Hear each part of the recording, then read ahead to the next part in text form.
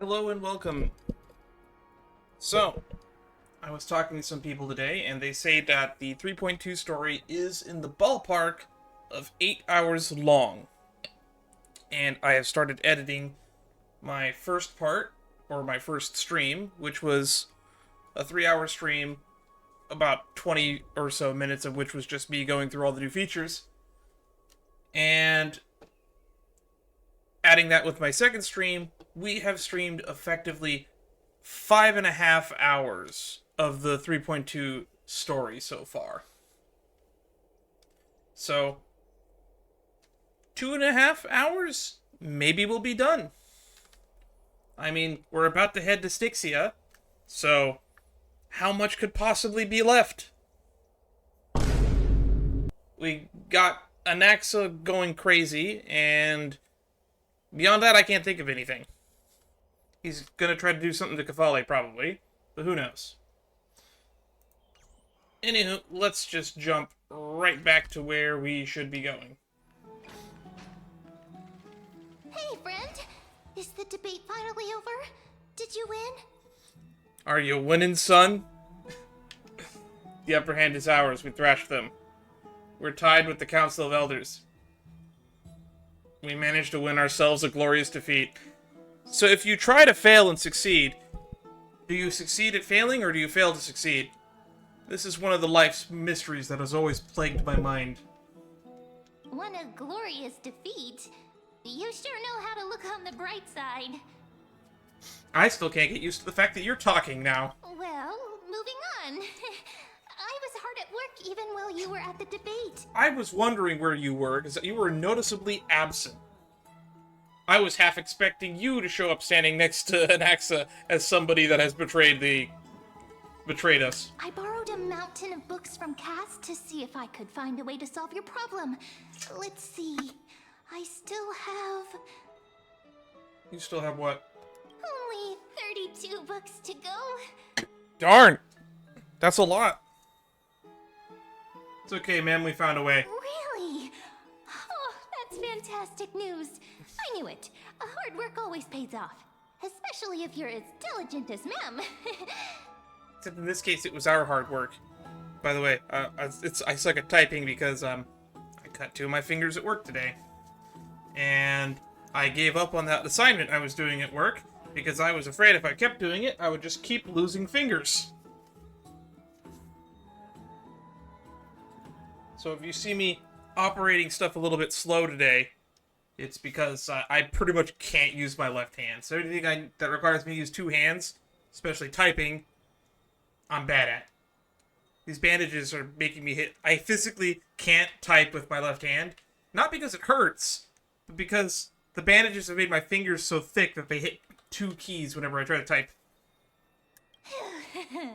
I feel like a huge burden has finally been lifted off my shoulders. So I'm basically trying to one-hand a controller or my mouse to control everything. Why are my eyelids so heavy all of a sudden? Because of the way your legs are shaped, you look like you're constantly sitting. Do you sleep? There's nothing more we can do for now. Let's get some rest. Maybe I can go for another walk outside. Oh, you're right. Then I'll go back to...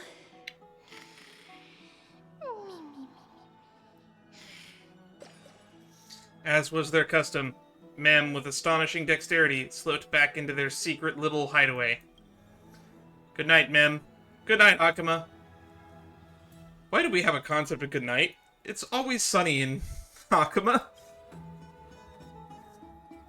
By the way, one of my favorite new theory crafters that I've stumbled across for One Piece theories is It's Always Sunny in Enies Lobby. It is nighttime now, right?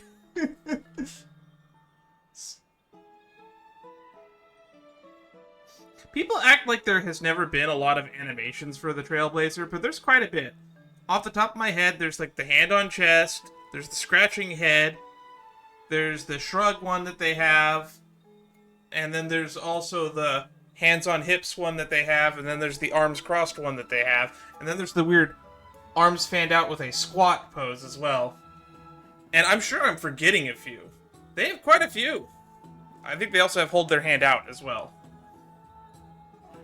Why do people act like they only have 3? They had quite a few.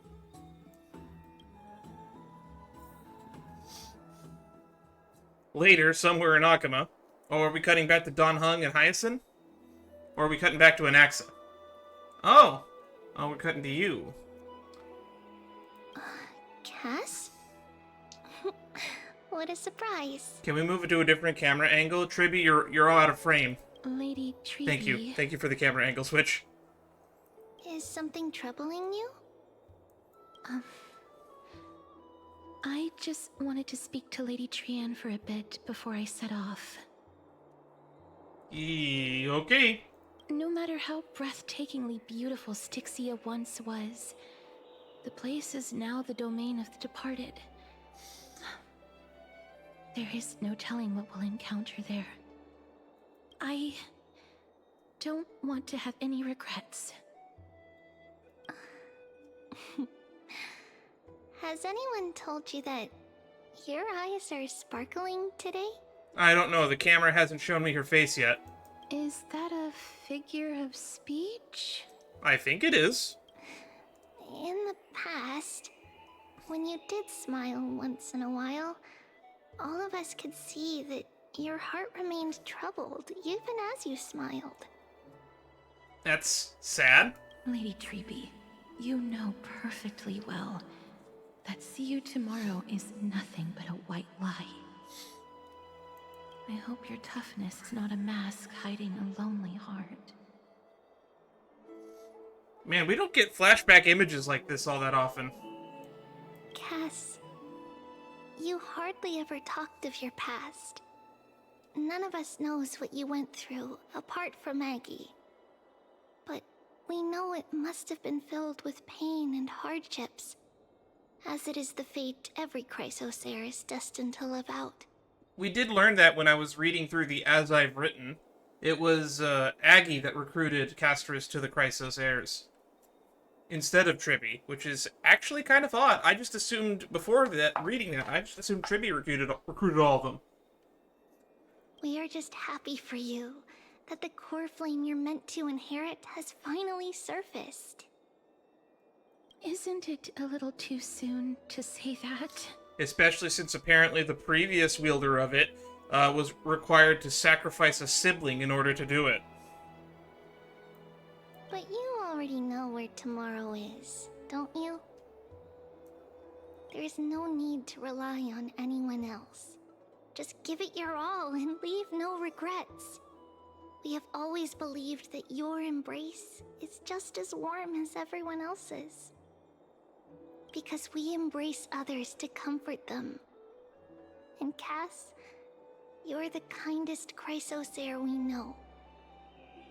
Thank you, Lady Treeby. Oh, the audio cut out there for a second. Yeah, if I had to put him down, you or Tribby I would pick as the nicest. In fact, out of the entire cast of Amphoria so far, you and Tribby are the only 2 characters I like, and I will be pulling on Tribby's rerun. This feeling... it's hard to put into words. I suddenly found myself with so many wishes. So much I want to accomplish before setting off. Then go do it, Cass. Trian was actually working on a surprise gift for you. It's a pity she didn't get to finish it. But now Trinan and I are working on it, and we'll make sure to give it to you. Ooh, I'm curious for what it's gonna be. But considering that we made a gift for Trian before we could give it to her, I have a bad feeling that this is a death flag, and Castorice is gonna be gone before you can give her that. So, let's or meet worse, back you here will be when you gone. return from Styxia. Safe travels. See you tomorrow. See you tomorrow. What if tomorrow never comes? Has anyone ever thought about that? I can't sleep. God damn it. This is your fault. Damn it, Kepali. Oh, is Don Hung back? Who could it be? Oh, you're not gonna let me guess? I figured it was gonna give us dialogue options to guess. Me. Oh. Don't even hold me in suspense, you just let us know. Yo, what's up? I hope I didn't wake you. Nah, we couldn't sleep. Another mission from Aglaea? Sleep is a luxury when you're at my age. Send another mission. I'm glad to see you're as full of life as ever. Also, what is our age? I'm here because of private matters, actually. You know what's the scary thing to think about? All three of, like, the primary playable characters, March, Dawn, and us, probably all of us, none of us are as old as we look. Dawn Hung's an immortal, a reincarnating immortal. March 7th has been in an ice cube for who knows how many years.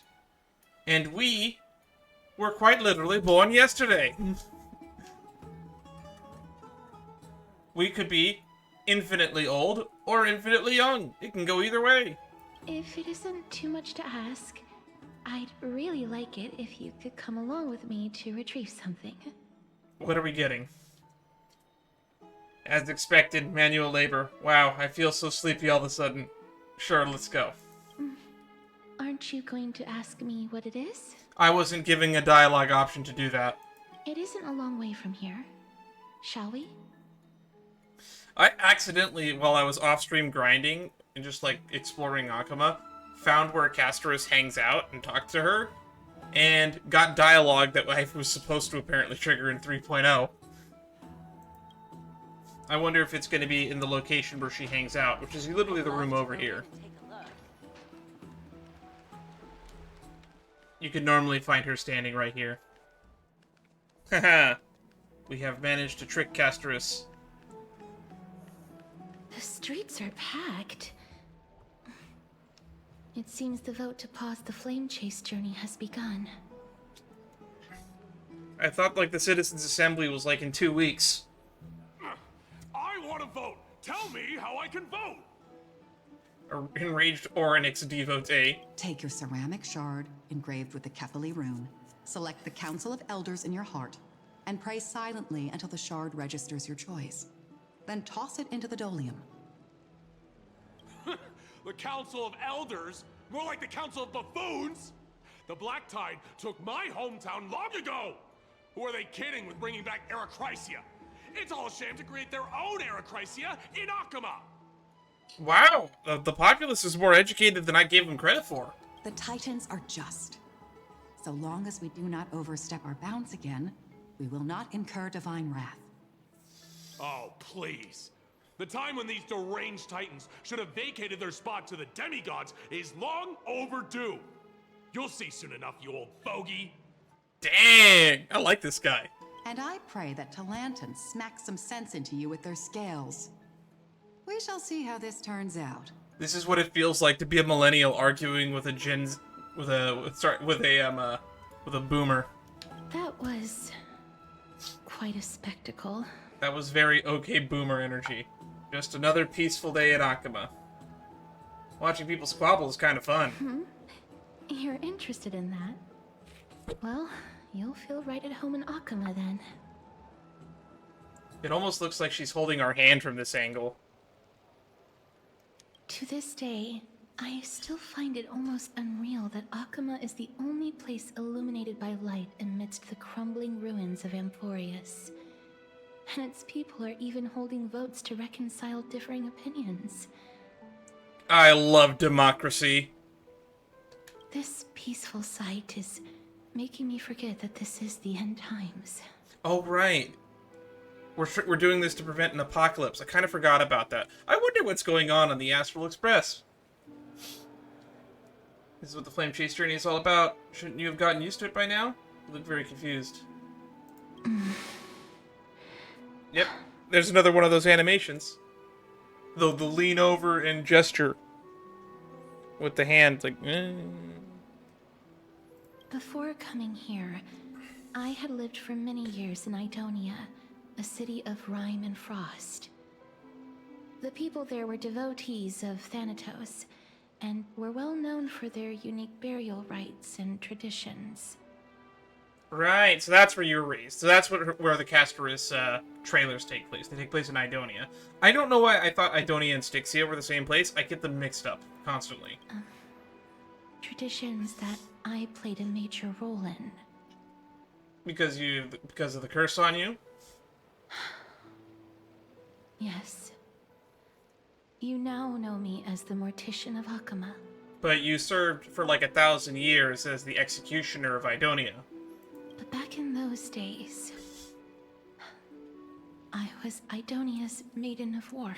Oh, right, there was that moment where she was like marching past a mural with like a cloak and like there's like a war going on behind her. Kind of forgot about that. And I kind of forgot that when I was doing my analysis of that trailer that I didn't go back and look through that mural really closely. I probably should have. It just slipped my mind, I guess. I was trudging across the frosty plains on my own when the Idonians found me. They saw the curse in me as a blessing from Thanatos, and believed that my hands could correct the Eracrisia's mistake and lead them to meet the great god of death.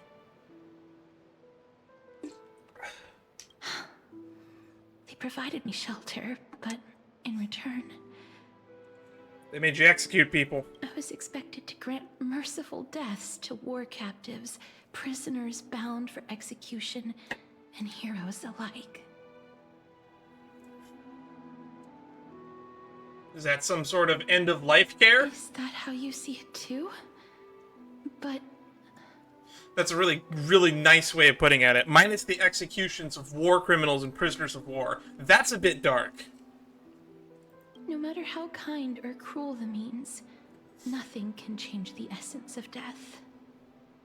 Taking away someone's life is never worthy of religious worship. True. I don't want to be part of a death cult. There's a bit of a thing that goes on in like the atheist community where they like to call like religion a death cult. Because a lot of them, even when you really break it down to brass tacks, a lot of religions are kind of just death cults. I'm an agnostic personally.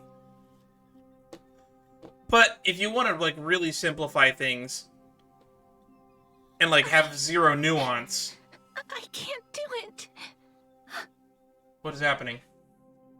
Their voices. They pierce my ears. Oh, she's the Mortician of Akama, so she's doing this now, huh? Thanks. Yeah, not to offend anybody, but if you want to be really mean or you want to insult somebody, I guess, I wouldn't recommend it. But you could, if you want to take all nuance out of religion, you could consider most religions a death cult. Also, the meaning of the word cult actually isn't really commonly used the way it's meant to be. A cult is just supposed to be a group focused around a certain thing. All religions are cults. It's only because of, like, Hollywood that a cult has started to gain a little bit of a negative connotation. Elder Amune, I thought that this was kindness. Child. I was once as lost as you are now. But you must respect those walking towards death. Just like how you should respect yourself as the Holy Maiden granting humans glory and liberation.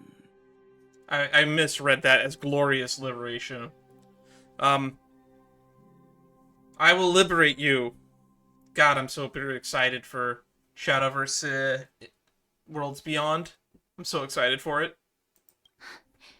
What you're asking I'm gonna me miss to do Eris. is no better than the task of an executioner. And yet you want me to respect myself. No matter the titles, I am still taking away human lives. This won't be the first time that Edonia's fanatical Nether warriors have faced death. That is a On the cool as hell name. Recruits new to the battlefield often run away from their first fight.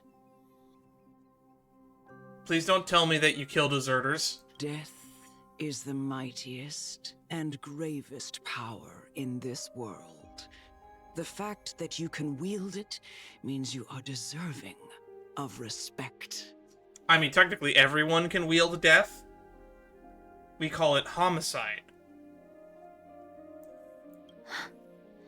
That's such a twisted reason. I can also slowly kill my phone by leaving it on. Then let me tell you a story. In Idonia, the great swords commonly used by executioners are called Draconian, in memory of Drakon, an elderly executioner. Okay, where are you going with this story? The sword has 3 air holes along its body. If the sword is swung down swiftly and accurately, the holes would make no sound, and the executed would also depart this world quickly and painlessly. Okay. I don't know how you would swing a sword full of holes and it not make sound, but go on. But should the executioner have any hesitation, the holes would produce a piercing whistle. On that cue, the screams of the executed are sure to follow. I don't know if I believe that, because once they're executed, I don't think that they scream all that much. Every executioner after Drakon is to hone their sword skills every day in preparation of future executions. Every swing of their blade must be more resolute than the last, for failing to do so will bring pain. Also, I don't know if anybody has studied, like, the death penalty as much as I had, but, execution by decapitation, or, like, by sword or by axe, horrible way to go, because unless you have, like, an immense amount of strength, or the victim just happens to have a certain sturdy enough bone density, you might not get all the way through on the first swing. So you're probably going to have to go 2 to 3 times just to get through the neck. And I'm also making an assumption that they're going through the neck. If they're executing with a sword, for all we know, they're swinging it into their back multiple times. Grim shit. Pain for the dying, as well as pain for themselves. Well, yeah, an ear-piercing whistle right next to... If I'm holding a sword like this, depending on where those holes are, that's an ear-piercing whistle less than, like, 3 feet from my head. No. I can never get used to this. You misunderstand, child. I am not telling you to get used to it. It kind of sounds like you are. I'm asking you to consider the source of the dead's suffering, and use that knowledge to fortify your future touches with more and more determination. Or, hear me out, you don't drill holes in the sword, and it won't make an ear-piercing whistle as it goes towards people. Go, walk with the dead, and love them as you love life. Then you'll no longer hear those noises. I think it might be time to change my bandages. Ooh, look at that. That looks gross. These bandages have been on since... Please, don't like, kill me. 3 I p.m. don't want to die. A gentle touch. Unknown death row prisoner. I don't like that the red text is back. It's gonna make me pick it no matter what, huh? No. This is your duty. Remember, consider the source of the dead's suffering, then give them the respect they deserve.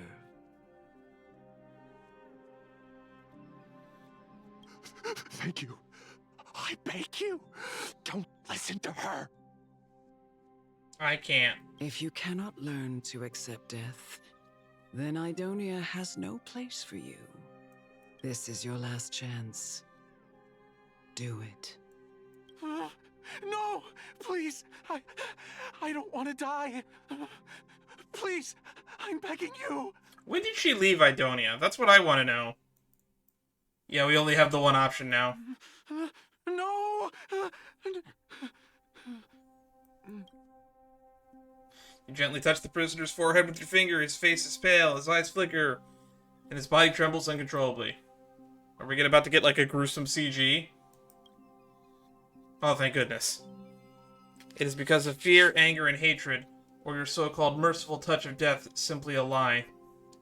The dark purple models spread like petals across death now, the death row inmate's face.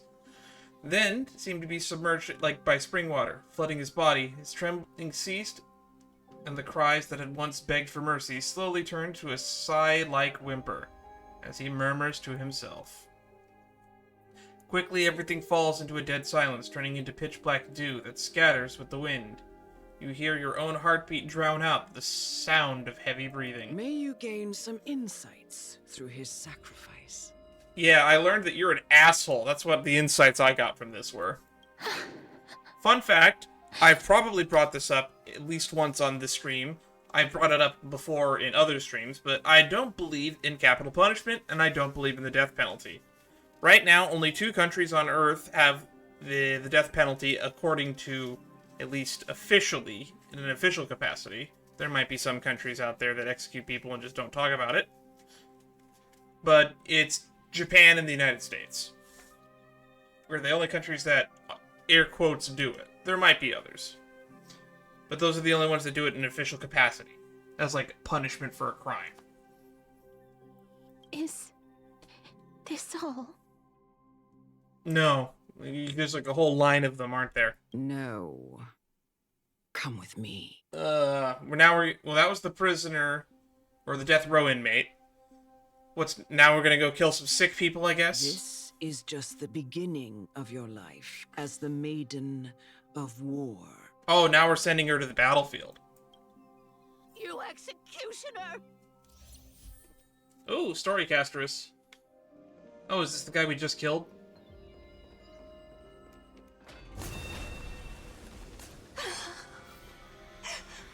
Holy Maiden!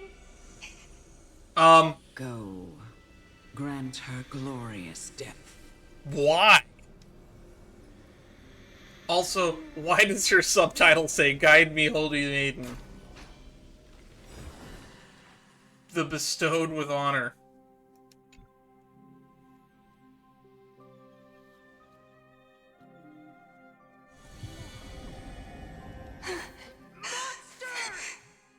Thank you. That's grim. Do it then, executioner. You heard him.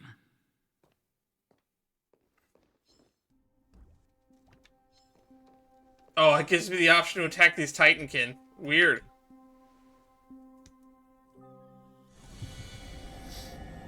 I curse you to live in eternal pain. Oh, not the children. Please, grant me release. You know what to do.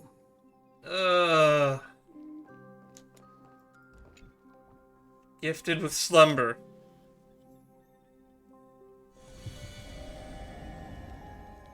When will this ever end? I don't think it'll ever end. For granting me... Why? For granting me release. Oh, I just realized we're in a location called Idonia's Cloister. This is actually a new location. I didn't even really look closely at it and notice that it was different. We're like in a church, I guess. Speak with the Elder. Come. Fulfill your duty. What are you trying to do with me? I have aged. The time has come for me to heed the summons of Thanatos and journey to their domain. The final resting place of every Idonian. You know, I don't understand how a city-state like this would have lasted very long if their ultimate goal is to all die. I'm surprised they all didn't just Jonestown themselves and call it a day. You're not that old yet. You still have many, many years ahead of you. Yeah, I'm with you on this one, Castorice. No. I'm already dead. For I have come to fear my declining health and impending death. Oh, nice. I'm 41. Might as well end it now, is basically what I'm hearing from her. It's all downhill from here. Castorice. A midlife crisis sounds like a pain. Might as well just end it all. Charge towards fear and prove that I am no coward. Maybe I should up the age rating for this stream. No, this is more of a coward because you're afraid to live. I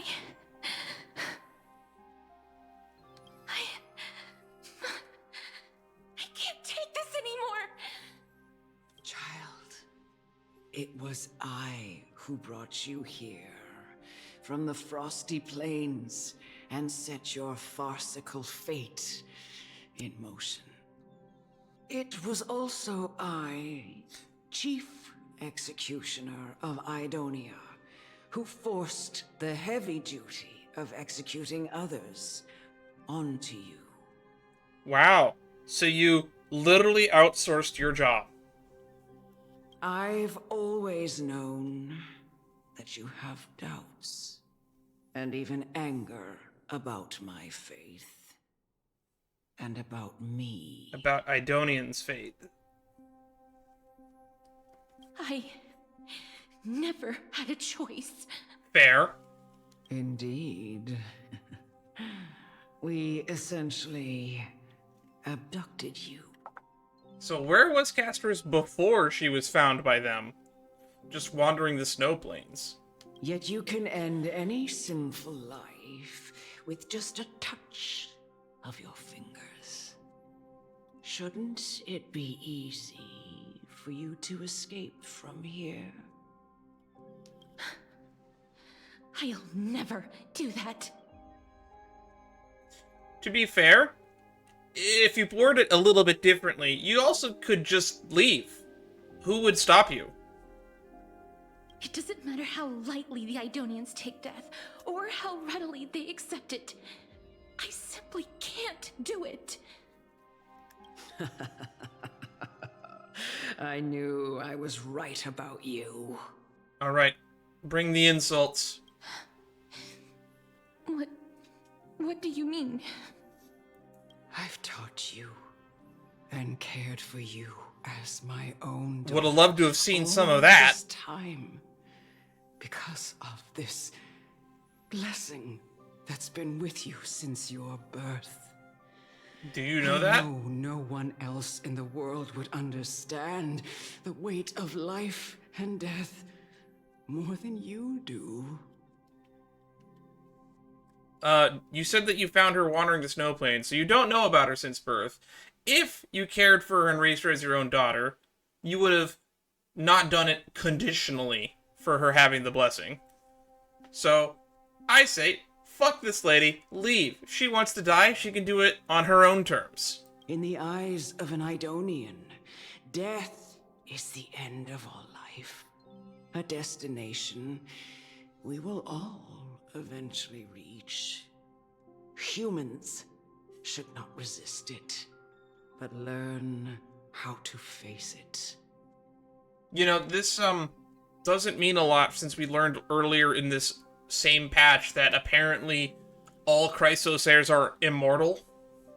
You can only live your life to the fullest after understanding this principle. Immortal in the fact that I assume that they just don't die from old age. And when you do, even if you eventually leave Idonia's protection, even if you must carry the curse forever, you can live with your head held high like everyone else. Okay. No. How can I?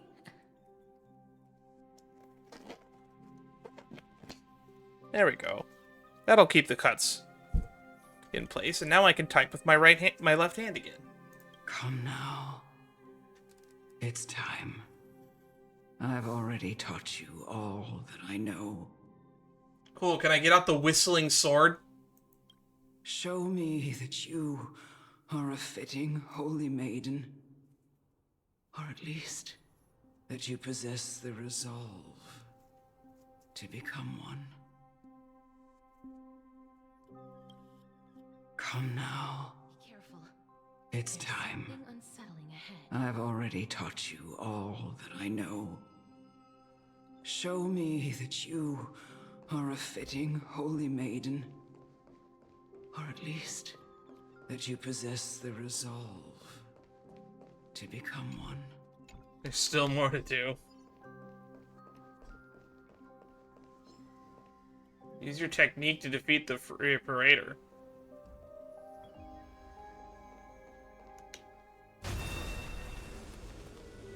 Emerge from your cocoon.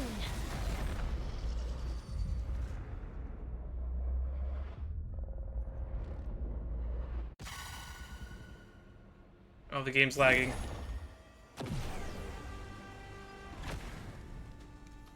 Alright, AoE, AoE. Oh. Oh, it's lagging like hell. Oh, it's slow-mo.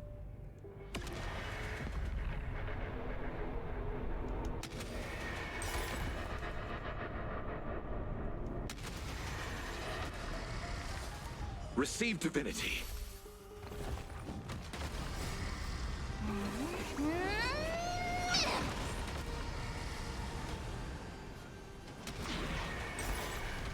May death protect us! Oh, got an achievement. Ooh, that's a thumbnail right there. I'm gonna collect all the CGs. Gotta collect them all. Them CGs! I think I'm gonna upload this playthrough into 3 parts on YouTube.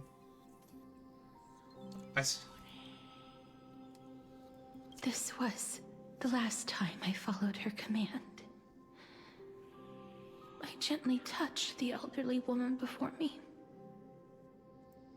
The executioner, who had seen too much death, died the same way as everyone else.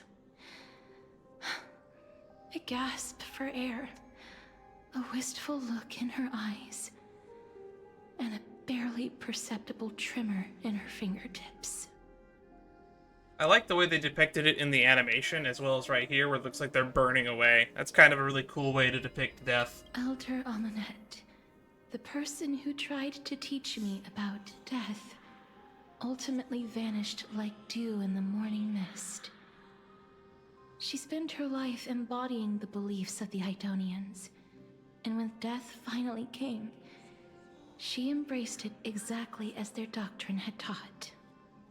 Good for her, I guess. I have nothing but respect for her. You sure don't sound like it.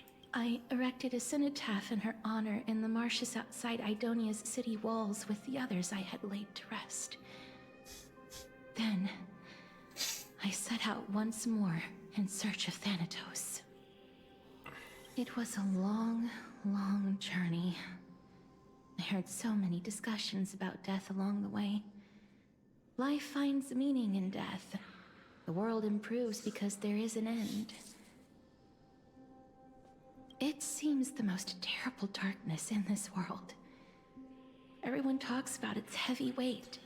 Some resist it, some worship it, and some even revere it.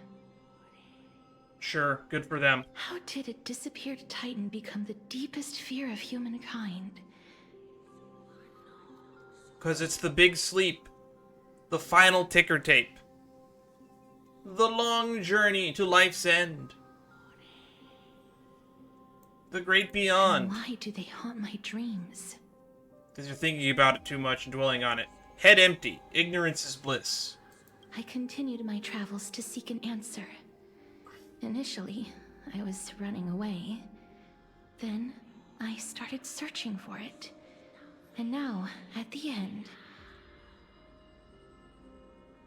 I just want to know if my touch, if my embrace, can do more than taking things away. Can I make anything? Can I leave anything behind? Oh, that was one of the lines from the trailer. I don't want to die. Oh! Oh, we're literally putting this trailer... This was the animation from the trailer! I don't want mercy like this. Just let me go. They actually put it in the game! They did the thing I asked for! I said that a lot of these, like, these PVs could literally just be in the game. These icy hands. I have a full reaction and analysis to this. It's on my YouTube channel. You can actually look at it. I'll try to point out as much as I can here. So this is Idonia. It honestly reminds me of just like the Greek temples on the hills. Kind of like the Disney Hercules movie now that I think about it. It's really nice that they gave her a black veil, which is very synonymous with death. Do we ever learn the name of this child here? I actually hope we can visit this child's grave. Not to spoil it, I guess, for anybody. I think it's kind of crazy, though, that they actually released this trailer before this patch even went live, if they were going to include it in the game. But now that we have some context from the game, we now know who this woman was. That was Elder Amunet.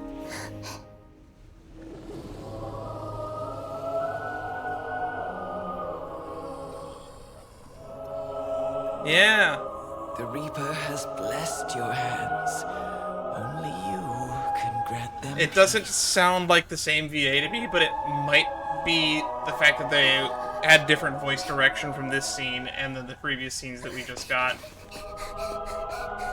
It also, when they usually record for a lot of these trailers, it's like months apart. So this trailer's, the voice lines for this trailer were probably recorded like 6 months ago.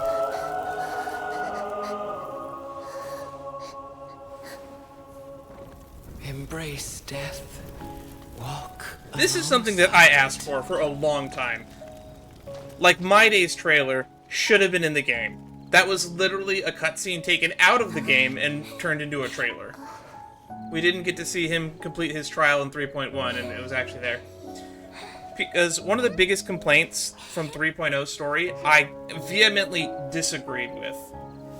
People were talking about how, there wasn't enough animations, or, like, there wasn't enough cutscenes in 3.0. I thought it was fine, to be honest. I really enjoyed the 3.0 story. I'm sorry about the ads. But I'm gonna get my thoughts out for this for the people that are watching it. I think that a lot of those trailers aren't in the game because the animation budget for the game is split. Some of the development time and development budget is going towards making these animations for marketing purposes, but they could save on marketing money by having some of them be made for the game and some of them made for the trailers. However, I think a more equitable and smarter use of the budgeting would be making trailers that can be used for both.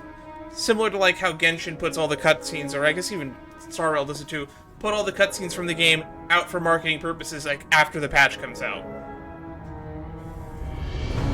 Because like the patch is live for like 40 days or so. This mural I want to get a closer look at some point. I didn't really get a close look at this mural last time. I believe I actually have ads set to the minimum amount on stream, so it should only put you for like 30 seconds of ads. If it put it longer than that, then Twitch is lying to me.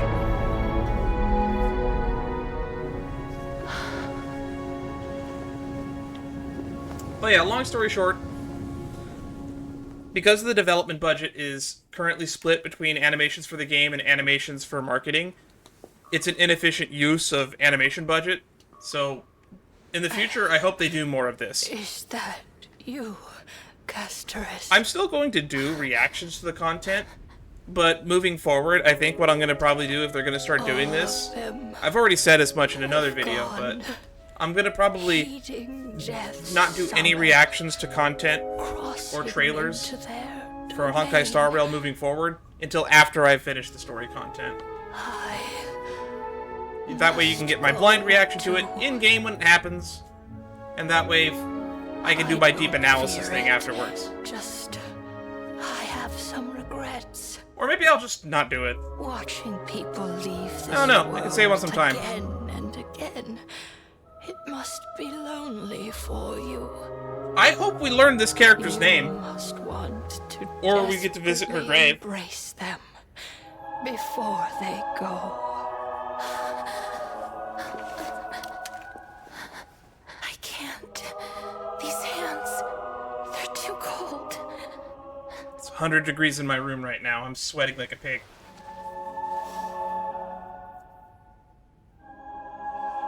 I don't think I commented enough about this Castorice, on my initial watch through of this trailer. Hands are so warm. But the musical like score to anyone this, else's. the chants, So go on. it's Don't very hold beautiful. back. Give me a warm hug. I look forward to when this gets added to the OST so I can download it, and I'll probably use it in the background of some of my trailers. Whenever I do edited videos or edited content for Star Rail or even for Genshin or any other Hoyo game, I always like to use music from the Hoyo games as a backdrop, just to fill in the dead air when I'm not talking. And the musical score for this one is quite beautiful.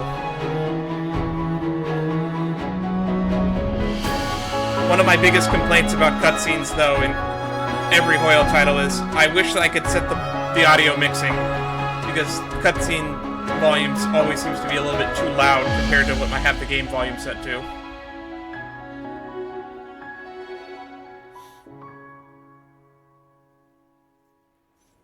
Hoyo's actual internal animation studio has always been good, and it's been very good for a long time. I believe they also have connections with Ufotable, so I wouldn't be surprised if they outsource some of it to Ufotable. Or Ufotable, or whatever that studio wants to call itself these days. I'm actually really excited for the Genshin anime that's going to be coming out. I believe they've started production on it, so we'll probably get it sometime this time next year. Originally, Ufotable didn't want to start production on it until they had finished working on Demon Slayer. On the day that Oryx's trial ended, I'm not a I Demon must Slayer have had fan, so I don't really know questions. anything about that. Or how close that series is to being done. I've got no clue. On the day that Oryx's trial ended, you must have had many questions. Oh, so we're cutting back to this scene. I felt just as confused. Why, as someone from beyond the sky, were you so cruelly dragged into Amphorius's fate? Because we need train fuel. Yeah, I wonder how many people remember that that's actually the reason why we're here. I wished I could take action, but no matter how hard I try, I cannot simply interact with the living as ordinary people do. Even when we brushed against each other unintentionally in the grove, and it was obvious that nothing had happened. You didn't think any deeper into it. When an almost unattainable hope finally welled up in my heart. Oh, is that different from the one I have? She changed... No, it looks the same. The lighting is just a little bit different. When I thought that perhaps my touch would no longer bring sorrow, fate declared to me, it wasn't that the curse of death had finally been lifted. I'm sure somebody's immune to it. Even Maide said that you could probably touch him. But that your soul no longer belonged to this world. And there was nothing left for my hands to take. Nothing. But if we are a person completely composed of memories, it does beg the question, could you have theoretically touched any Memo Keeper? Because technically all Memo Keepers are dead. They're beings constructed of pure memory. Which technically that makes us a memo keeper right now. And we have a memo sprite.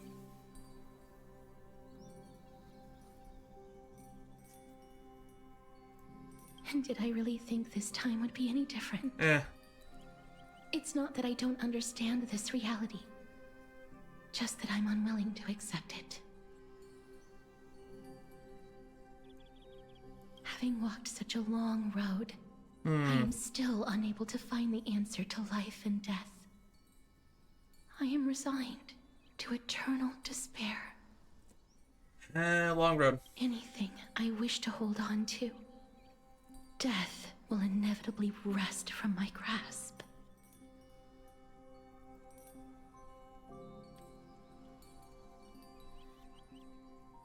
From that moment on, I lacked the courage to confirm it again. Until Ornyx laid bare the cruel truth before us. You know what? Now that you mention it, I do think it's a little bit weird that we didn't test to see if we could touch again after that happened in the Grove. But then again, why would you want to tempt fate? So fair enough.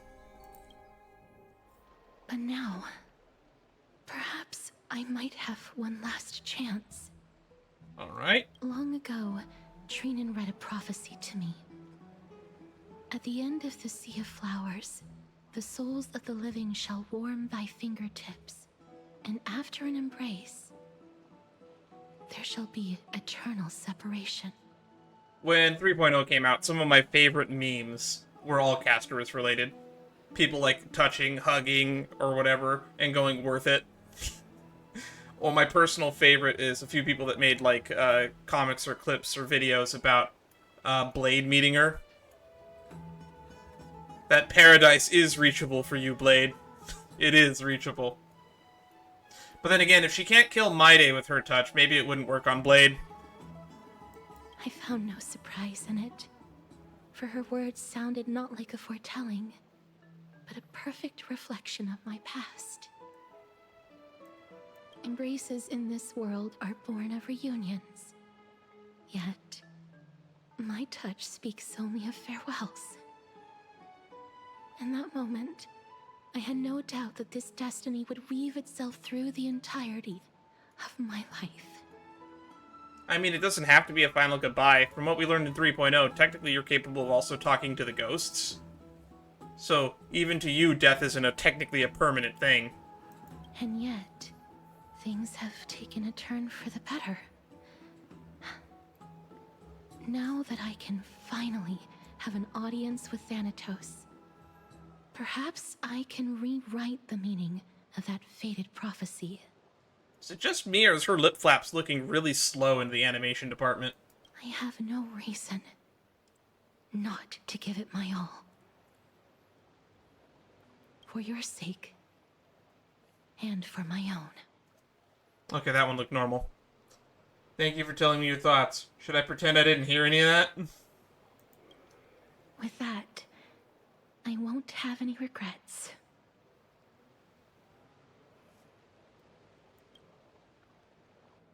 Castorice talks to you about the gift she gave to the other Chrysos heirs. Before you know it, she arrives at your gift. Wait, she was talking about gifts? When did that come out? Let's put that aside for the moment. We've arrived. I want to retrieve a small gift I specially prepared for you. I made it myself. Did like we just the skip a trinket lot? I gave Lady Trian. I want to leave something for everyone, if possible. Oh, I guess after this is all said and done, you're probably leaving like Maide? Is that what you're implying? The journey to seek an audience with the Death Titan cannot be an easy one. I want to make full use of every moment I have before we depart, so that I don't have any regrets.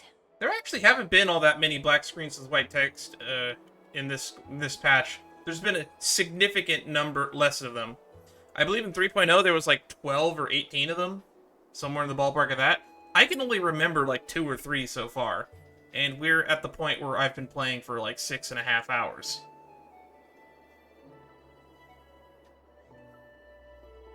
Is it a brooch with my face on it? No, it isn't. You'll know when you see it. Darn, I was hoping it was a brooch with my face on it. Look, it's right there. You made a table?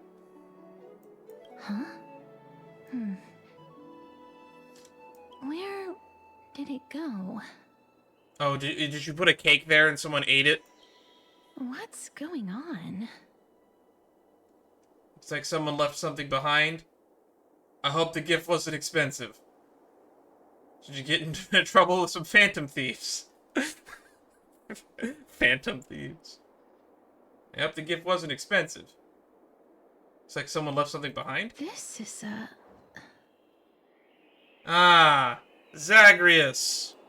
the coin of Zagreus and a slate.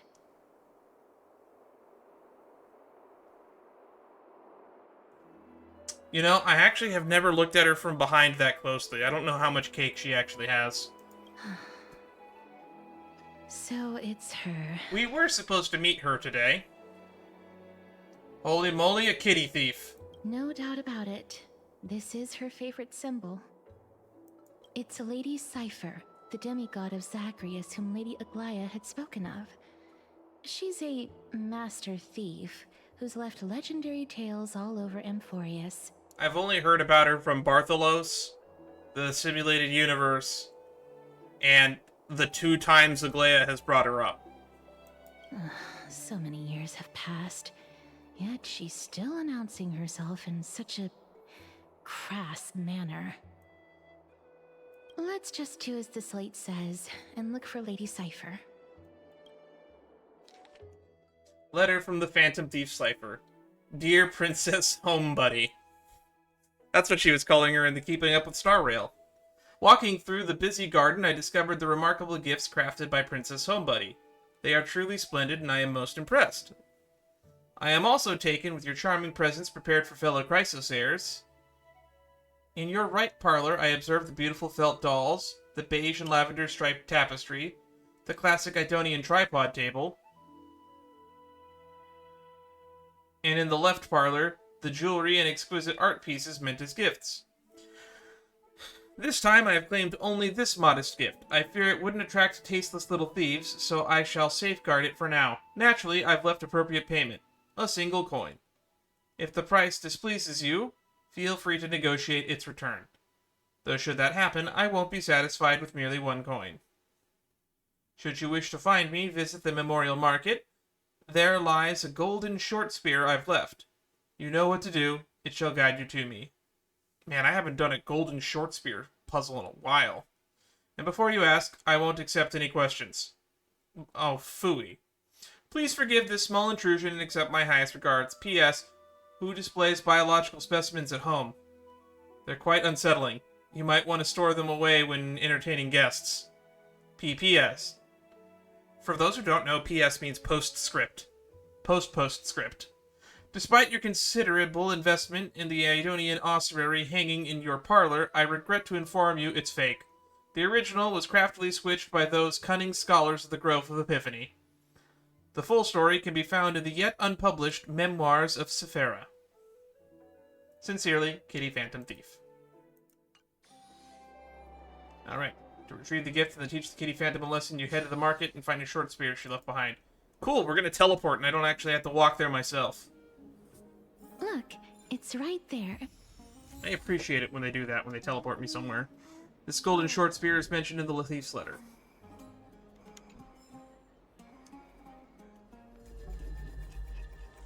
We must pursue her. So Cypher is Loki? A lot of people leave, like, calling cards. It's pretty common. Huh? That's unexpected. This is a trick she left for us. Clearly, Kitty Phantom Thief wants to play a little game with you. 2 short spears. 1 correct, 1 wrong. Let me check the hint on the scroll. 2 golden short spears. Only the golden short spear engraved with the truth can lead you to Kitty Phantom Thief. Inspect the golden short spear on the left. The spear is engraved with the words, "Don't be fooled." The right spear is engraved with lies. Oh, this puzzle. This is a fun one. Inspect the golden right spear. The right spear is engraved with the words, "Trust me, Grey Mystery." Both spears are engraved with the truth. Well, the left one has got to be telling the truth, right? I figured it out. The words on the scroll should be true. Which short spear do you want to repair? The left one. Ugh, she's incorrigible. Follow me.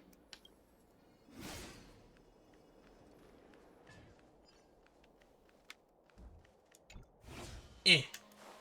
This is how it should be. We must pursue her. I heard you the first time, Cass. Yeah, she's definitely based off a trickster god, because Zagreus is supposed to be a trickster god. So yeah, the comparison to Loki is apt if you're going to go off of that. Got it. Garumph. Cypher, if this Dromus is truly her, her appearance is quite content. Her gaze filled with 3 parts sincerity, 3 parts approval, 3 parts triumph, and 3 parts haha, Grey Mystery. You lost it if you take this seriously. I see, so a Dromus is a cat. What did you just call me? Garumph. She seems to be saying, right. Oh no, yeah, yes. After a moment of inner conflict, she has reached a definitive conclusion. The Dromus is indeed a cat. Lady Cypher, please come on out. You're still careless as ever. Shouldn't you keep such a precious gift near your bosom? No, that's unsanitary. Since you know it's a gift for someone else, please give it back to me. Stop hiding among the people and letting the wind carry your voice. I used to know how to do that when I was younger. I have long since forgotten. It's not a talent that I really had a talent for. Sorry, it's not a skill I had a talent for. Now, since I know it's a gift, that just means I need to milk its worth. The children of the wind never stay for long in one place. Unless your offer is tempting enough to steal the wind. What say you? I'll give you 5 Dromus coins for it. Name your price. I'll give you however much you want. Huh? If you don't want money, I'll gladly take it off your hands.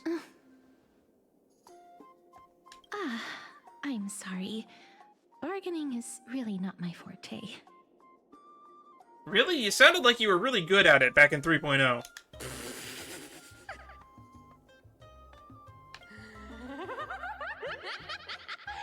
wonder they call you Princess Homebody.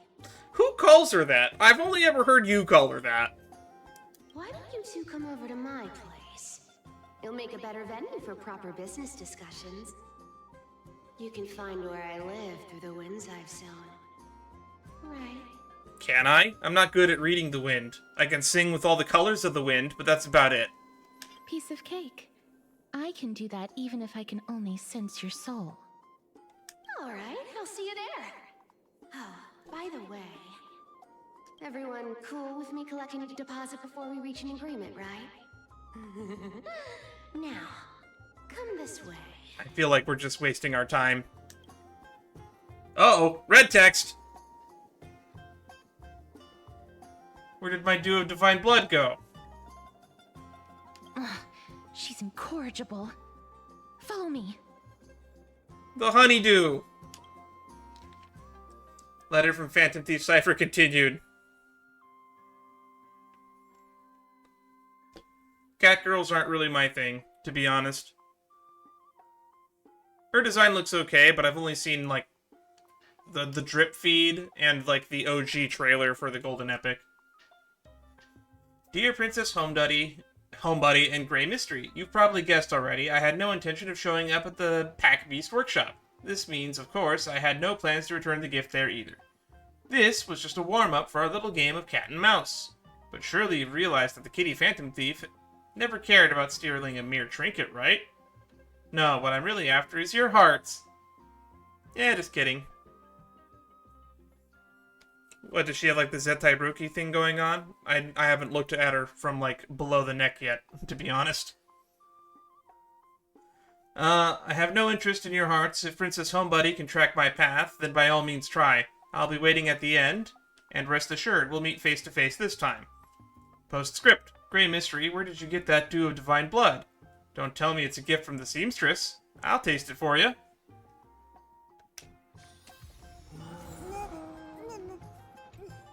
Now we have 2 gold coins. Well, I didn't really want the honeydew anyway. This will actually be my first time seeing her in-game model, so I'm kind of excited. Ah, so she's up there. Here we are. Are we? Over here! Over here! No, not that way! This way! You know, when you throw your voice, directions don't exactly help. Come on. If I really wanted to hide, you'd never find me. Wow, her outfit does not cover any of her back. Let me get my stabbing knife. I do like her hood. Her hood looks cool. So relax, you two. No need It to looks get like your a hackles leotard out. from the front, huh? I'm not that scary, am I? Meow. I like her hairstyle. Oh, from the back, those ears look like they're part of the hood. At last, a character that meows has appeared. You. What kind of quirk? No way.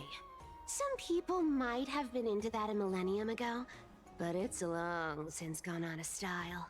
How old are you? Loosen up, buddy. Shall we get down to business? Sure. I just noticed she has, like, eye motifs on her shoulders. That's kind of creepy. Give me the jewelry piece first. Or everything's off the table. I mean, just off of the info we got from the Castorice trailer, if you read the video description, and if you know the timeline of events, like when the Chrysos Air journey started, Castorice already looked this old when Tribby started recruiting Chrysos Heirs and the Flame Trace era started. And she served in Idonia for 1,000 years before that. She was the Holy Maiden of Idonia for 1,000 years. That makes that bare minimum Castorice is 2,200 years old. The jewelry piece first. Or everything's off the table. The gift is a piece of jewelry? The materials are nothing to wow at, but the workmanship is superb, as always. Is You're she only so wearing skilled one, as ever. one sock? Even after all this time. And you've Oh, that's the put a diving. lot of heart into this one.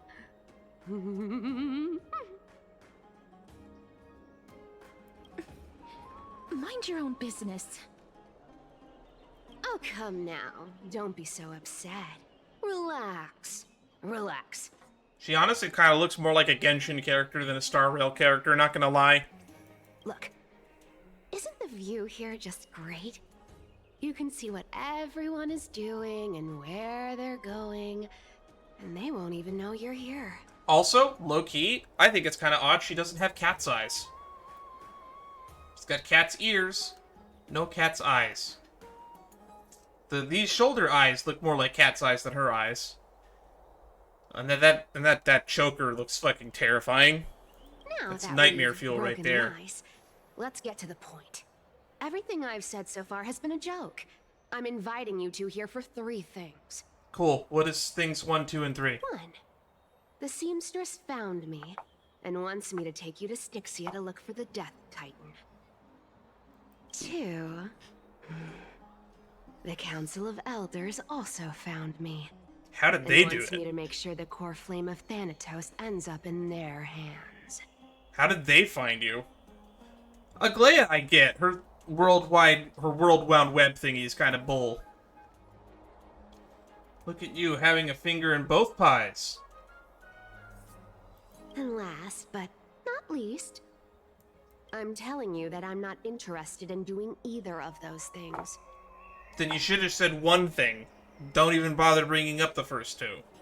Don't go look for the Death Titan. The end. Alright, well this has been a nice stream, everybody. We'll see you all next... No, I'm not ending it there.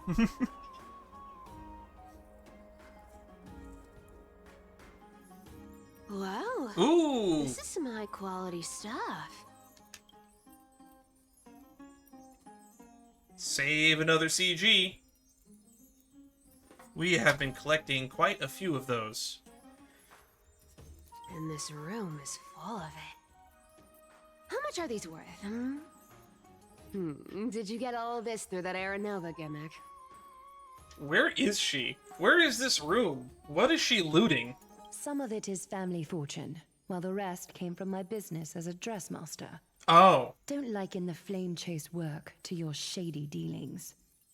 Okay, so we're in Aglaea's treasure trove. Wherever that room is. Wow. I should have busted down your door instead of going around like a thief. Well, spill. Why are you giving me so much money? Payment for doing work. You're worth this much. Is she now? Did you forget my stance to all this? I thought I made myself very clear. You wish to run away. Run away from your responsibilities, from the prophecy, and from your destiny.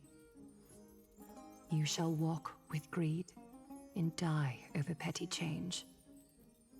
Man, why is it whenever they become a demigod, they get this really grim... Oh, by the way, here's your W-2, and here's how you're gonna die. Thank you for applying for the new job. Here's your direct deposit, here's your W-2, here's your time of death. I understand this prophecy weighs on you immensely. That is why I have never approached the demigod of trickery for running away. But I need you right now, so don't turn me down. And I guess the original prophecy from Castorice says that only one will live to see Aranova. So, whichever demigod doesn't get a here's how you die, that'll be a dead giveaway, which it's probably going to be fine on. Let's be real. Wait, we didn't get a cool prophecy either, because we're already dead. Yeah. Oryx just said that we have no future. You know, maybe the gods got your tongue with their golden threads, Aglaea. I'm not hearing any sincerity in your words. Aglaea is capable of sincerity? Give me a reason why you're bowing your noble head to me. We lost Trian. Ooh. Oh. Ooh. Oh. So it isn't just all jokes with you. You have a heart. And an alternate version of the CG. Save. The divine power of passages is running out. I need another demigod to escort Castorice and help her fulfill her lifelong wish. Oh, I get it now. You're sending Castorice to her death. And you want me to die with her. This is Castorice's own request. I have never seen her so determined. And also, we're not asking you to die with her. At least I don't think so. She brought this up herself? You're not pulling my leg. Yeah, we're not technically alive either, though, if you want to be that facetious about it. We are a collection of memories, similar to like a memo keeper or like a memo snatcher. We are a mimetic entity right now. She's also made up her mind to leave her confused past behind. At least that was the description we got from Oryx. We are preserved in memory form, was Oryx's exact words. By the Sky Father, or Fuli. As will you, Cypher, when you finally make up your mind. Don't be so sure. Time is hard in the likes of you and I. But Castorice remains pure as driven snow. She can always turn back before the end, you know? Maybe she'll remember Trian's sacrifice. Maybe she'll remember the countless martyred Chrysos heirs. Maybe she'll remember you, with your one foot in the grave. I ain't as optimistic as you about what she'll want to do. Oh, we're finally acknowledging that Aglaea is almost dead? I mean, she's been getting a little bit of quite a few death flags this patch. Tell you what. Why don't I take this room of treasures as a security deposit? And we make a bet. Go on. I bet she'll change her mind and turn back. Now, if I lose, I'll do what you want me to do. Return this deposit to you, plus giving you another room full of treasures. How does that sound? This sounds like you're about to die over petty change. That's what that sounds like to me. You sound like you have all the confidence in the world. Or that you're dumb. In that case, let's make a pact with those conditions. I hope you're prepared to lose it all. In conclusion, I want to win. So I hope you two can give up on going to Styxia. I'll give all the treasures in that room to you. And you can split it between yourselves, however you want. There are things that we want more than treasure. What do you think?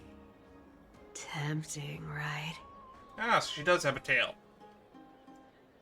I'm almost dead. What use do I have for money? The currency I use isn't the same as the one in Ep110. Well, Talantin fixes that, so that doesn't actually mean anything. Maybe I should consider it. I'm almost dead. What use do I have for money? I decline. If we don't find the Death Titan, her soul will... Oh? I can't go into the details, but we have to go to Styxia. No, you can go into the details. I really don't get how. Princess, homebuddy, you keep talking about needing to find Thanatos, about getting rid of your curse, and you don't care about anything else. But did you ever live for your own pleasure? Even for just one day?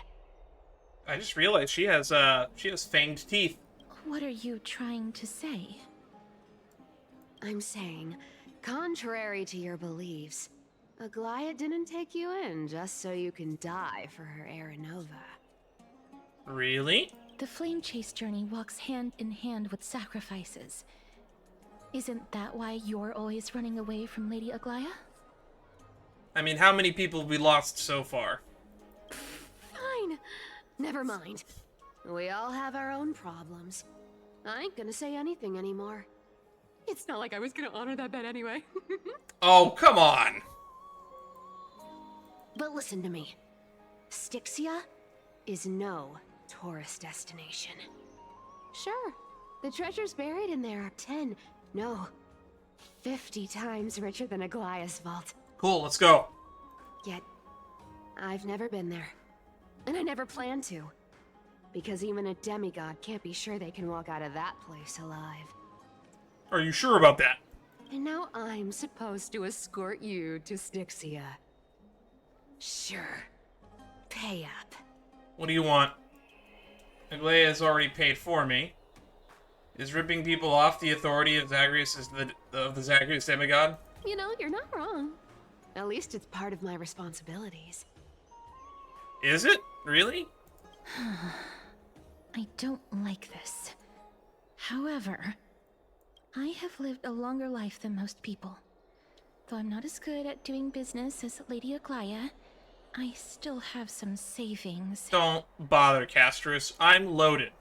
I can give them all to you. All? Then how are you going to live the rest of your life? I might not. Then I'll give you 90. No, 80%. Well, don't mind if I do.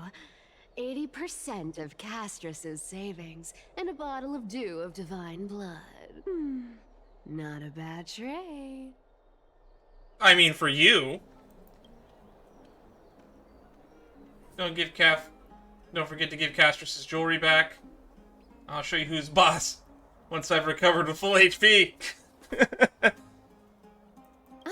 Okay. I didn't know you hold grudges, Gray Mystery. Is that going to be our nickname, Gray Mystery, long term, or are you going to come up with a catchier one later on? I don't like Gray Mystery. Here, catch. Be careful with that. Ooh, that's kind of pretty. It also looks like sharp, and I wouldn't want to wear it on my finger. Minor change in plans, though. Don't go to the bath tomorrow. Come look for me at Akima's city gates instead. You're gonna go rob that Vault of Aglaea's room, aren't you? So, why are you changing the meeting place? Oh, nothing really. Just a bit scared of the seamstress's frosty face. I wouldn't stay a second longer in Akima if it were up to me. You know she's listening to this conversation right now, right? Well, now that we've struck a deal, why don't I give you guys a lift back?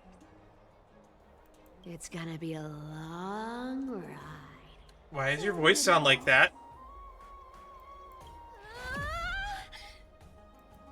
What just happened? Next day, Akima. Oh, she did the weird Bartholos thing, right? Where they can do the zippy-zappy thingy.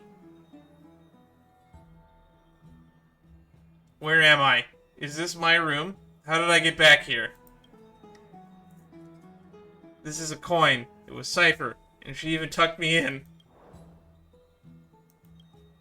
Never mind. It's getting late. Better get going.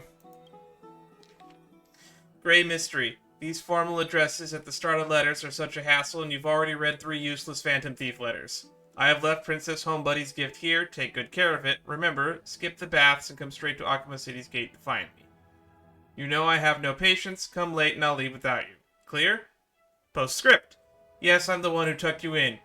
You're welcome. Sincerely, Kitty Phantom Thief.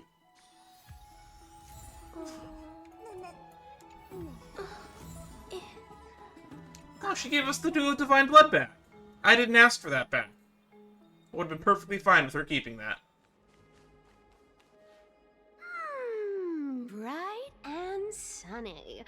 Just the weather for farewells. Is there, like, any different weather here, ever? Like, does it rain in Akima? You're... here? Really? Just the 3 of us? I'll go give Aglaea the heads up. No need, I already told her. She's fine with it. You sure know how to put me in a spot, Castorice. I need to travel with you, but I can't touch you. What a bother. Sorry. I could touch her. Aw, I was just teasing. Don't take it to heart. Did you know that the legends say you have to put an obol into the mouth of the dead or over their eyes if you want them to successfully cross the River of Souls and enter the Nether Realm? I didn't realize that Charon still had a job in Amphorius. That's the ferry fare for entering the Nether Realm. However, I honestly won't ask you to pay this time. I'll pay. And then we'll just have to go through the motions.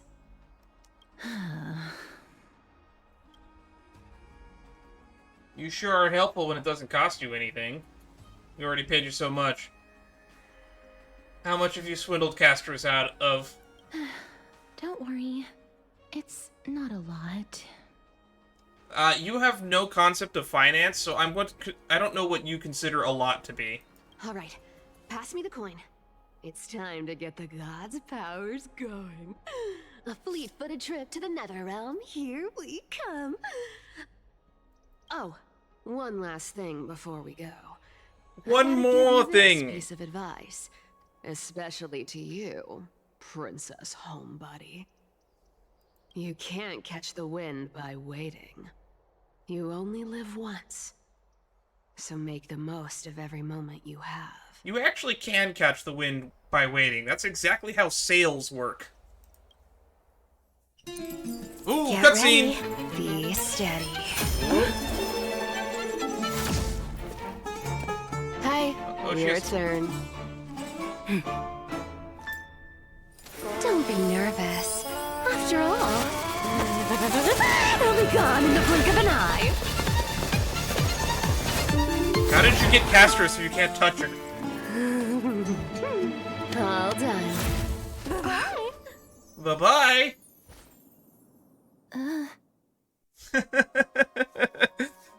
I love Speedster animations. That's really fun. Are you feeling all right? I wasn't expecting her to have her own theme, though, either. That's kind of fun. I swear she was speeding. Where am I? Are we still in Emporius? She's the demigod of trickery.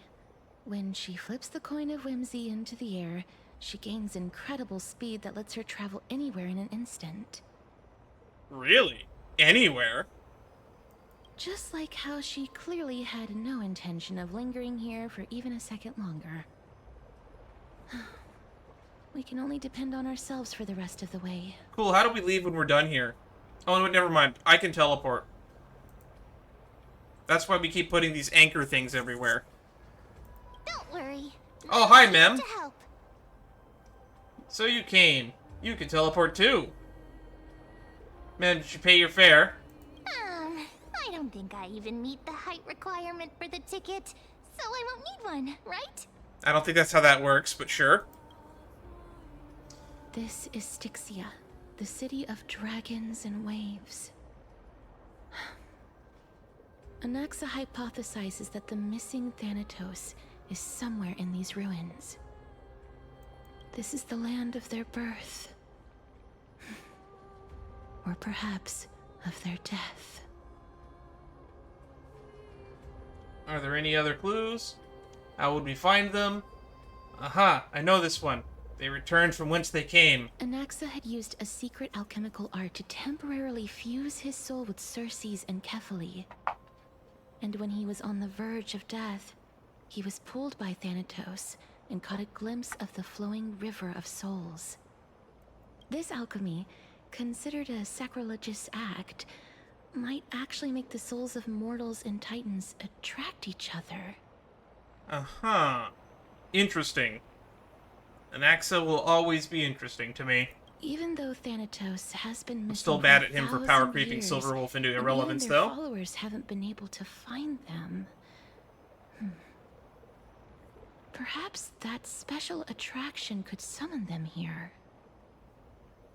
Oh, so are we going to use that Philosopher's Stone to conjure the Titan? I guess that's the only way. I forgot that he gave you the The only Philosopher's ones we Stone. have now I completely are the forgot name of about this that. city and the fairy tale about the dragon. Thanatos is even more mysterious than I am. Indeed. Even one as erudite as Anaxa could only point us to this place, and no further. We will be entering the unknown as soon as we take our first steps. But that won't be the first time in my long journeys. I believe that... Also, fun fact, this will be the third time that we have done a journey where we go to a location and do a trial with Castorice and Mem. The rule of threes and all that. And technically the rule of threes is actually 4 because 0 is a number.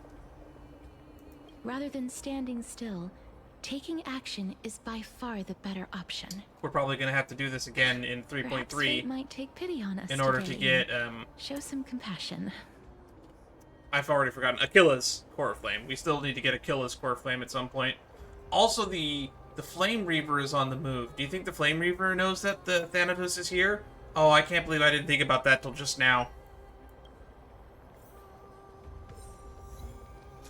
Cruel Knight oppresses the unfortunate mortals.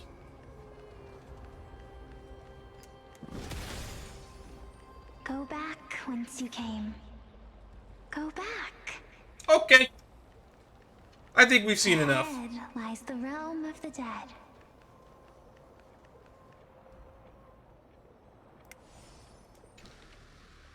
Thanatos, the Hand of Shadow, bearer of the fates, steersman of souls, we pray you stay far from us, to make the dying of a person a blessing.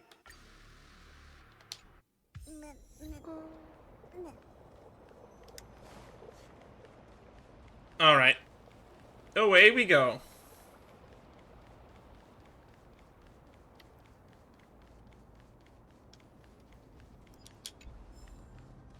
What we know about death. What a beautiful butterfly. Is it talking to us? This is a eulogistic butterfly. They are found in places where many have met their demise. Interesting. Is that why you have a butterfly motif, Castorice? In Idonia, some think of them as manifestations of Thanatos' benevolence. By turning the lingering obsessions of the deceased into these creatures, it is as if the Titan has made life into a specimen. Others think of them as Thanatos' messengers that guide the departed to the Nether realm. The second theory sounds more believable. After all, the things they're saying are rather, direct. Fair point.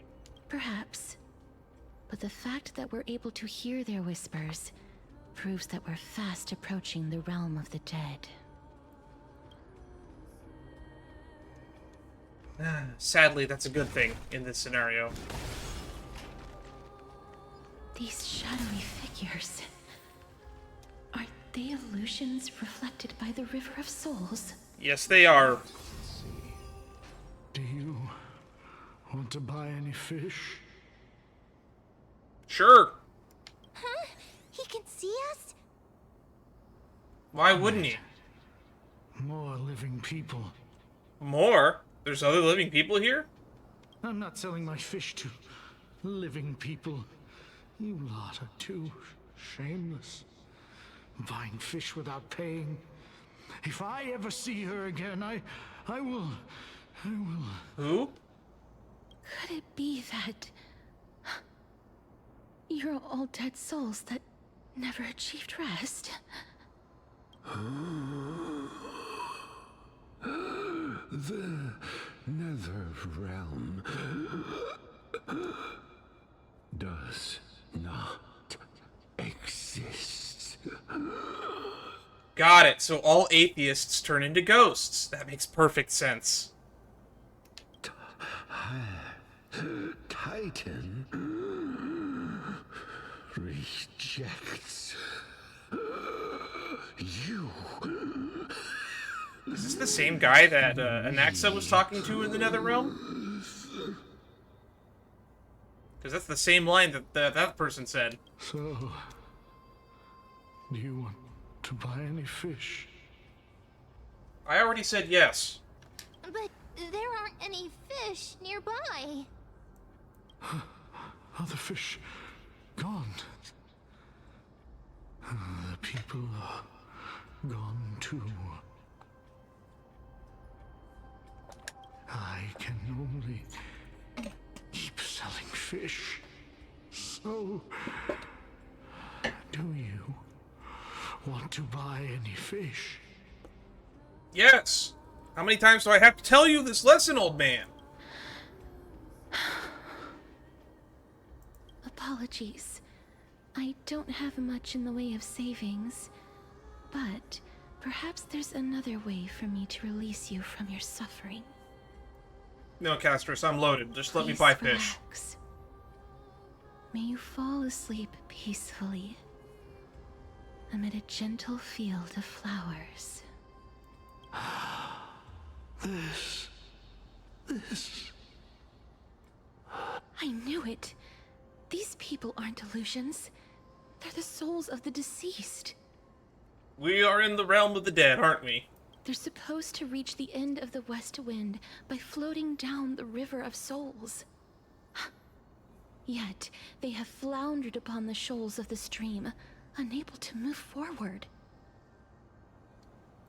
Did Thanatos reject them?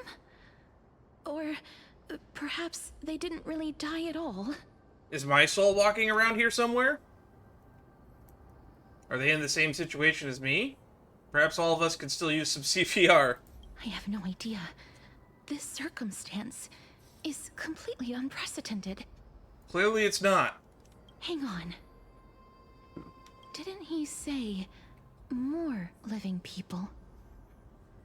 So that means he's seen other members of the living apart from us? You're just now picking up on that. Could it be that these souls are stuck here due to someone's deceit? If something is done out of goodwill, are you really gonna call it deceit? Who is that?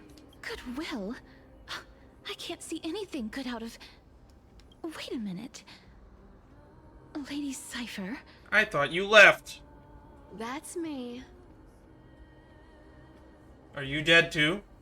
I still belong to the land of the living as of now. Thank you very much. Could it be that you are the living being that those souls met? I couldn't take their behavior anymore. So I stole some things here and made up some lies there. Just trying to give them something to look forward to, you know? Uh-huh. I thought you said you'd never been here before. It's because of vile living creatures like you that we're being misunderstood by all of them. What else am I supposed to do? You can see the mess this place is in. These poor souls are denied by the Nether realm. So now they're stuck in a few brief moments of their life. Unable to move forward or back. Did you see those two blacksmiths on the way? They've been here for as long as the sun's been around, wailing over and over about casting a shield. Styxia is so freaky. Actually, I didn't see the blacksmiths on my way in. Thank you for pointing that out. I am now extremely depressed. Then why have you come back, Lady Cypher? Hey, I'm not here to aid your adventure. I hate water more than anything else in this world. Especially that stinky river of souls. Of course, Cat doesn't like water. If that was on your bingo chart, I would ask you to check it off now. But, I just discovered some stuff before I left. And I reckon you should know about it. It's about that boy who defied death. I found traces of him here. The boy... Oh, Mighty's here? Lord Mighty? Oh, right! That's his name. Well, now you know. As for whether that info is actually useful, that's for you lot to figure out. Uh-oh. Wait, Mighty was tracking down the Flame Reaver. The Flame Reaver might also be here. So long, Princess Homebody. So long, Grey Mystery. Huh? She disappeared just like that? Lady Cypher has always been a free spirit. In any case, she has brought us some valuable information. If Lord Mighty is also somewhere along the river shoals right now, then he will certainly become our signpost. After all, he's different from those wandering souls. He will find his way, even in the realm of the dead. Speaking of finding the way, he was also... That's right, before he left, he also offered to look for Thanatos for you. Speaking of finding the way, how are we supposed to get over there? Don't worry, it's time for me to shine. Ornyx's Rune of Recollection is nearby. Use prayers to return the river to before it got flooded. Hey, over here!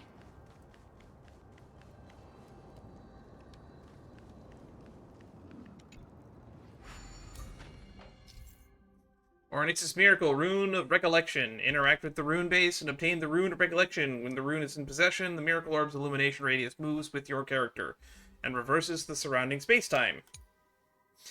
With the Rune of Recollection in possession, interact with the rune base to drop the rune, and the Miracle's orb illumination radius will stop following your character. Spotlight effect. Ornyx's miracle has appeared. Amazing! It's like we're inside a giant bubble. Even the river got parted. Huh. So this path actually didn't exist back then? Huh. So now that path's open to us. Let's talk to these guys. Someone's coming. At the ready. Ah, by the looks of it, you must be the foreign warriors that the Queen had mentioned, right? No. Since the current campaign requires the utmost care, I wasn't able to make time to welcome all of you. Please, forgive me. Foreign warriors? A priestess, a warrior, and a divine beast. You look identical to the blessed saviors that the Queen described. That's oddly specific. Now I'm really curious. This is my pet, so I'm actually the hunter class. Oh darn, no healer on this team. A campaign? Who are you campaigning against? Nobody knows, as of now. Of the scouts that went ahead, only one has managed to return. He says that the land ahead is a forbidden land that should not be approached, as it is the doorway between the Netherworld and the mortal realm. Ooh boy, do I have some news for you. As for the rest of the scouts, they've completely lost their souls and are decaying by the day. That's horrible. While there is still dissension within the city, the scholars agree that this calamity was so unprecedented that it needed to be given a new designation. An unprecedented calamity. Could it be death? It seems that you have indeed heard about this. Well, death is just one of the possibilities. It's too early to come to a definitive conclusion. Reasonable. A world that has never seen death. Looks like these people lived in the era Chrysia before the Calamity Titans descended upon the land. May I ask, where is the scout who managed to come back? So he returned to Styxia. He only had enough left in him to last no more than half a day. However, it was his intel that convinced us to rally together. He said that he witnessed the demonic specter of an evil dragon at that treacherous land. The apparition opened its giant maw and devoured everything in sight, and thus brought Styxia that thing called death. Styxia. An evil dragon that brings death. And it will devour the princess. It all sounds rather familiar. Wait, wasn't this part of that fable? Sir, could I ask how the queen and princess are doing? The queen?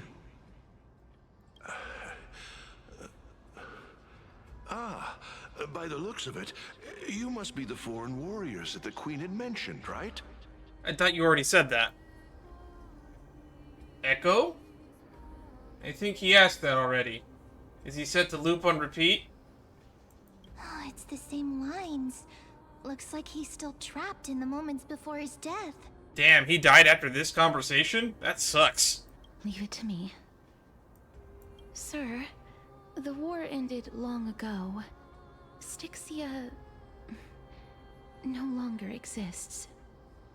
Styxia is no more? This cannot stand! Newcomers, hurry up and go take your positions! Oh, looks like it's difficult for this gentleman to accept reality. I know people that are alive that have trouble with that. Sir, I am the Maiden of War, sent here by the Queen herself. If you accept my blessing, then today's battle will be smooth sailing. Oh great, so we're lying to people now. We're lying to dead people at that. Maiden of War? I've never heard of this. There's little time to waste. Please don't take too long. Don't worry. I'm typically unwilling to prolong such a moment. Your global passive that they gave you says otherwise. Is it over? Have we won? No. Cass, oh, are you all right? I'm fine. I just didn't expect that I would still have to embalm others, even in the realm of the dead. I don't know if embalm is the right adjective you want to be using there. Is this a remnant of his soul? Well, it wasn't there a few seconds ago.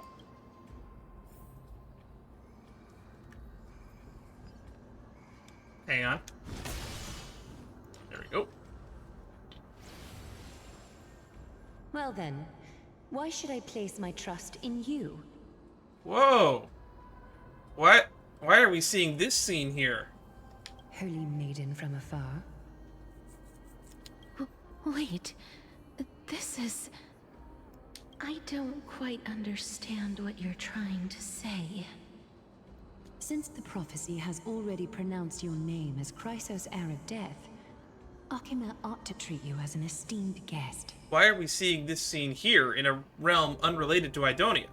However, you seem to have no intentions of concealing your involvement with the Council of Elders, while most likely being aware of my issues against them.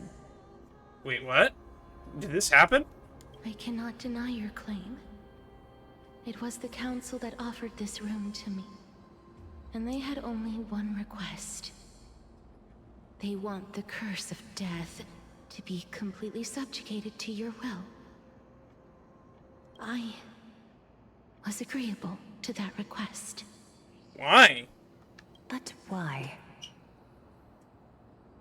I am unable to rid myself of this innate curse. However, from this day onward, I shall use it according to your will. I will never make any superfluous moves on my own. Except she did. When Aglaea ordered her to execute us, she acted on her own to get Finan to try to stop the execution. I see. So that is how they plan to control the Flame Chase journey. They want to make it look like you're an evil dictator. They have shifted the heavy responsibility of granting death over to me.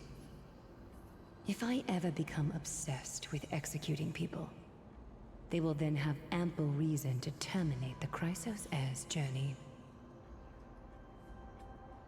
If? Do I have to bring out the meme again? I guess we do. I guess we gotta bring out the meme again. It's okay to ask for help. You're not a burden. Murder is okay. Your feelings matter. Fuck Aglaea. And yet, you seem to not mind. This is quite surprising to me. That's because the fate that we were born with is a burden far heavier than that of an individual's life. I've woven many unforeseen events into the tapestry of fate. This is but one instance. Tidy up your precious garments and come with me. Alchema welcomes you, Castorice.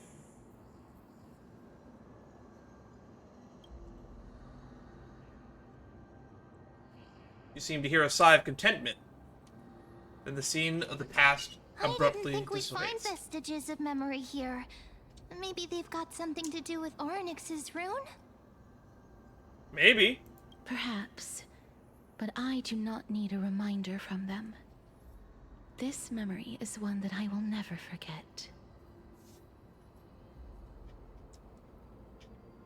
So it seems the Council of Elders has manipulated you once already. Indeed. While my relationship with the Council has always been quite ambiguous, Lady Aglaea has never taken any precautions against me. Instead, she's shown me nothing but complete trust. Good for you, I guess. I really want to repay her for that trust. God, I wish I was you. But why would this memory appear right now? Is this really Orynyx's power? Yeah, it is very odd timing that it appeared right now, at this time of day, localized in this location, in the middle of Styxia. Oh look, Aurora Borealis!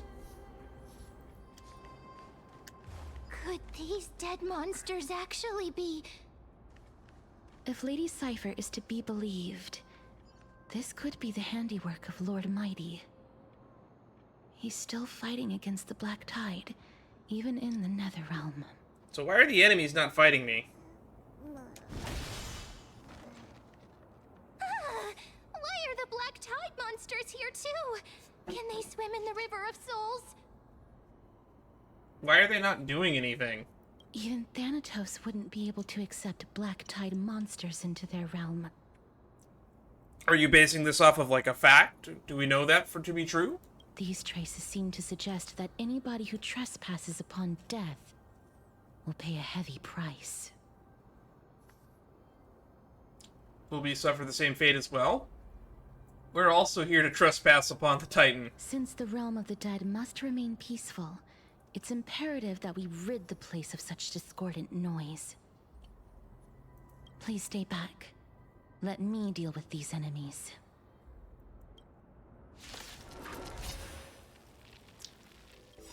I want to protect Having an E1 Clara is nice. You chose the wrong enemy. I hope I get another Clara and I've lost 50-50. She's probably been the most reliable 5-star that I've used in this game. May song bring us victory. I mean, it's only one wave. I don't think we need to waste an ult on it.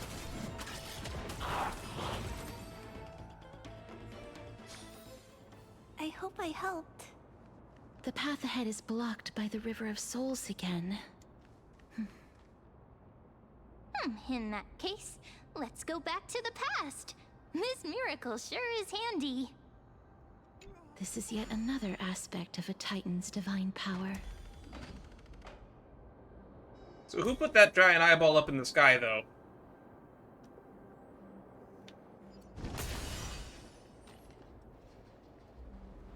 Alright, let's see what's going over here. Ooh, treasure. I'm glad I looked over there. If Dan Heng was around, he'd definitely be able to raise the waters of the River of Souls into the sky. You know what? If Lady Hycelens was still alive, I think she might be able to do that too. Oh, I guess that's confirmation. Lady Hycelens is dead. That was not the kind of confirmation I expected to get today. Ah, there's a chest there in the present. Okay, let's just put the rune down. You seem to be able to discern both the past and the future. Not really. It's the past and the present. If you find any components, can I have them? Hang on, stream. Water rushes down the waterfall, carrying with it the stars of the past. Some say the rivers of Amporius are like the lifeblood of Fagosa, flowing ever onward into the true ocean. I still can't believe they just confirmed that Hycelens is dead like that. I wonder who's the demigod of Earth. They're probably dead too, right? Take caution.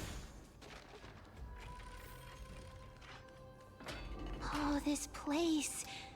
Must have been a beautiful courtyard in the past. You're probably right. Oh, hi, Garment Maker. I actually haven't seen any sprites yet.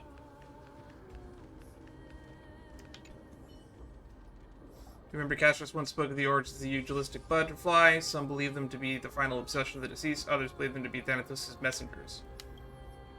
They are always found in places that mainly have, or many have met their demise.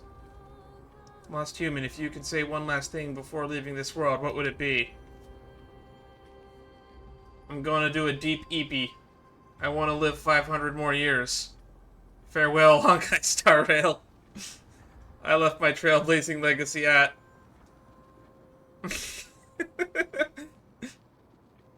We'll go with the One Piece reference. I live if I stay quiet, right? Such suspense. I still recall the last words of some of the deceased, if you're curious. You're interested? Of course, whose parting words would you like to hear most? The nameless commoners. There was a philosopher of the Grove who tried to pick some apricots and was scolded by his wife. He said, "So what if I picked them? What the Amphorious profanity is going to happen?" Moments later, he died. Wow! He died from picking apricots. When asked how they are feeling, someone replied, "I feel good and comfortable. I must sleep now." Take the pillows away. I don't need them anymore. There was a person who felt a sudden headache, and their last words were, "What's happening?" Thank you, that's all for now. Come back anytime. Farewell, Honkai Star Rail.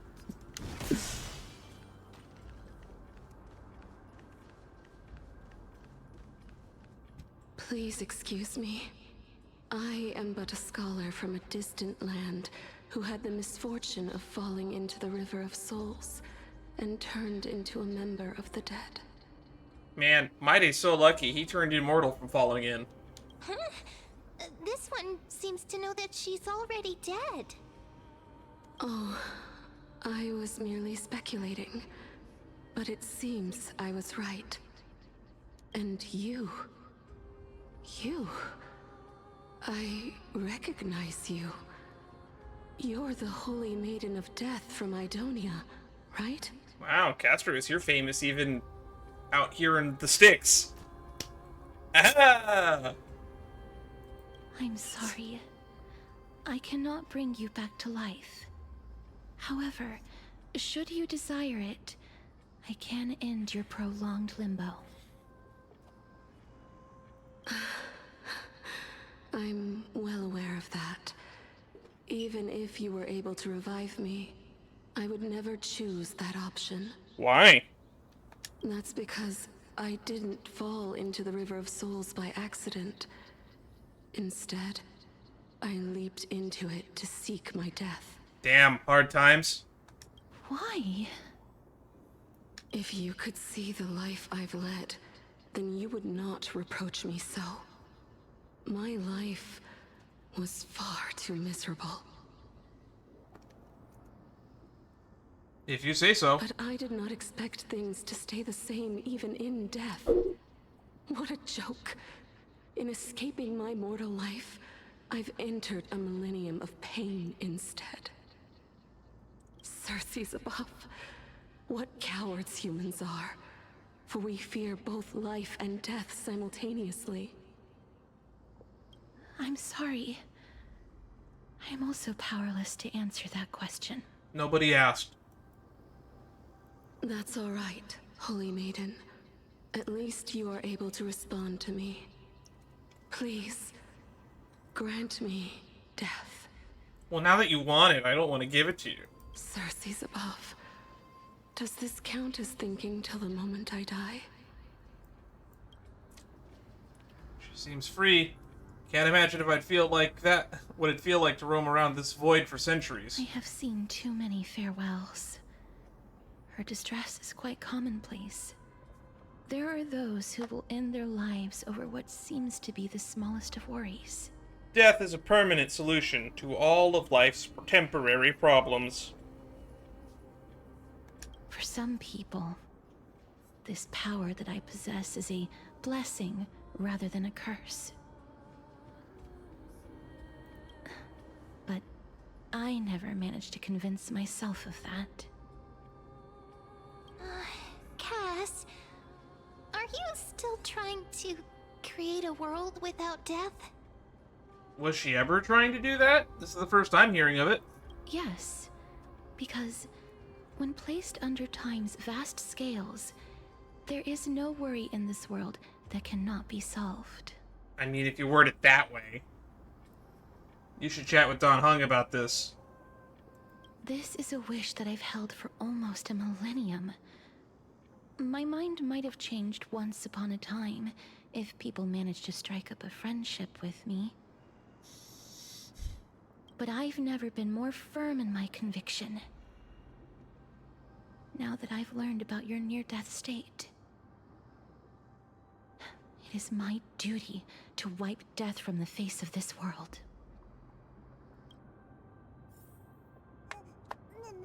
I think death is necessary, but if I could avoid it, I would like to. Oh, not you again!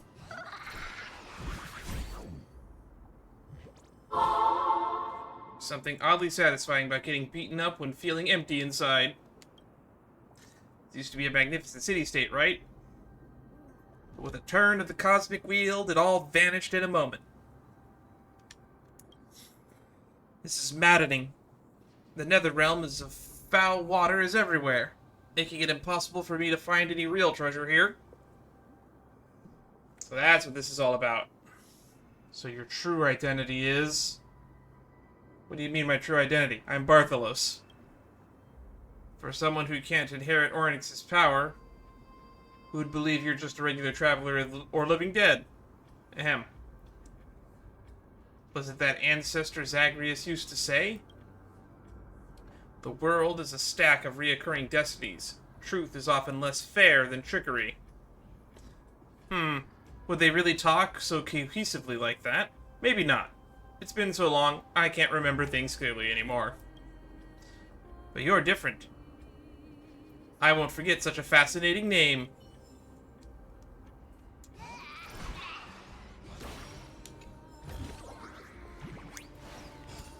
And they really make you work for those common chests. Wow. This place is so spacious. Is this the kingdom's vault? It's time to use Ornyx's miracle. That's fine and all, but we need to lay down some rules. We're not gonna return to the past to steal things. When did we make that rule? Do we need to enter that doorway to climb even higher? There seems to be a person. Oh, more like a soul guarding it. But how should we get up there? Puzzle solving, that's how.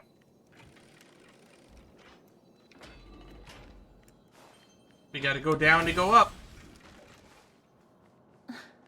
The path is blocked yet again.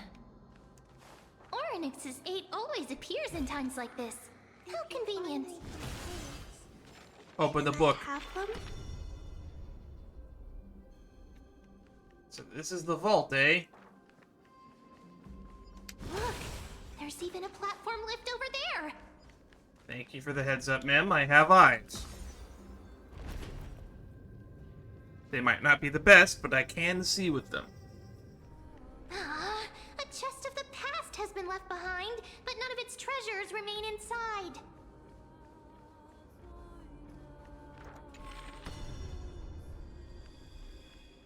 It wants us to go up. Ah, right, there's stairs right here. I'm blind. Aha! Wait, what if the miracle suddenly loses its effect? Mem, do you really want me to answer that? No!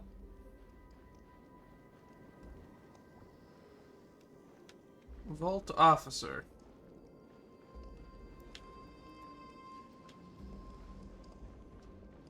Do I have to talk to him when he's dead? Stay back. Don't come any closer. Don't come near me. Huh? Why does he look so panicked? Did the black tide monsters frighten him? Or is he actually scared of his own extraordinary power? Why would he be scared of his own power? There's no need to be alarmed. We're just passing by the area. See? None of us look threatening.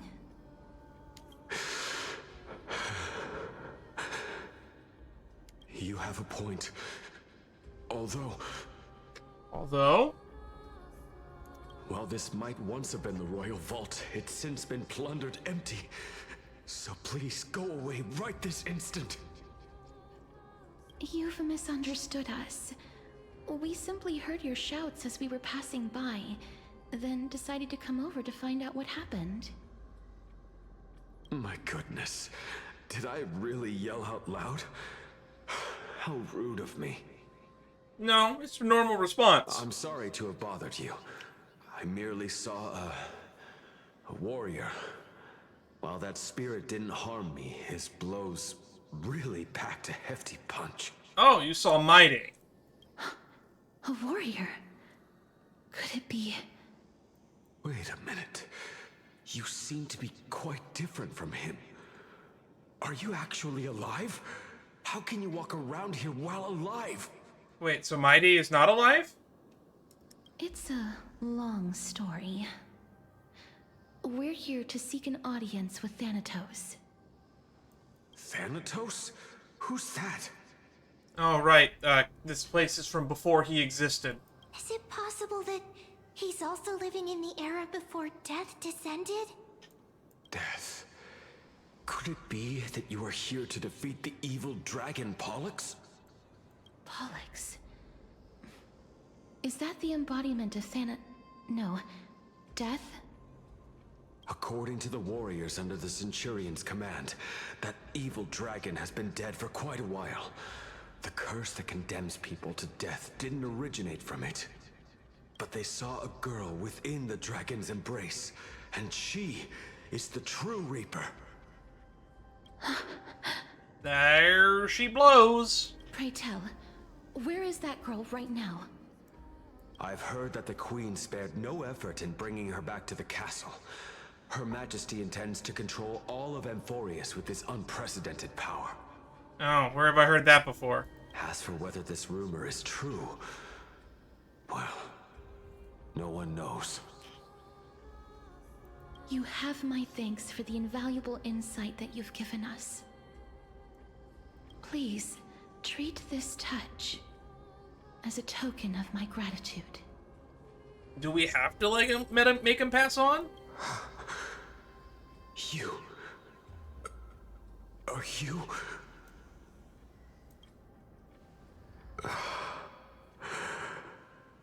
Thank you. People that have never heard of the concept of death before, I don't know if they would be actually thankful to receive it. Just saying. Oh, here we go. Then you granted him death? That isn't like you. You would have refused even if I commanded you to do so. I don't know. I did it out of sympathy, believing that I wouldn't be racked with agony, but I am still in a state of turmoil. Sympathy? Sympathy for that youth who triumphed in every battle? Did he have, like, PTSD or something? That young man was favored by Talantin, who taught him a move that will defeat any mortal enemy with a single blow and emerge victorious every time. Damn, Talantin is a little bit biased, huh? He could rely on that move to always achieve victory during Era Chrysia. However, now that death has descended upon the mortal realm, that divine swordplay also means he can send others to death at will. In other words... You feel that he's similar to you? Yes. Since he can never be inferior to others in martial combat, death would be the inevitable outcome every time he strikes. That's why he approached me and pleaded. Pleaded for me to put an end to all of this. He could have also just put down the sword forever. That's also an option. You are perhaps feeling lost from making your peace with death in so abrupt a manner. I have not made peace with death. I've seen the people of Idonia stand tall and proud in the face of death. Even before the fated finale arrived, they were already content with the lives that they'd lived. They had such proud expressions. Expressions that made me believe death would be an insult to these mortals if the concept is truly a power that a god had carelessly cast down upon the world. Perhaps death's authority was never meant to exist in this world. Just like how I shouldn't exist. I would never say that anyone shouldn't exist. I won't refute your beliefs for now, but would you be interested in listening to a story of mine? Oh, so as long as it's not a long one. It's a fairy tale from foreign lands, told by the person who brought you to me in that ice field long ago. Wait, there was someone else there? A tale told by the Queen of Styxia. The Queen of Styxia is the one that had Castorice? What? Wait a minute. That means the girl born in the dragon's embrace, the personification of death these souls talked about. That's you, Cass? I've already had an inkling for a while now. But I honestly have no memories of Styxia. My memories only begin after Aminet brought me to Idonia. That is really convenient. Or should I say inconvenient for everyone.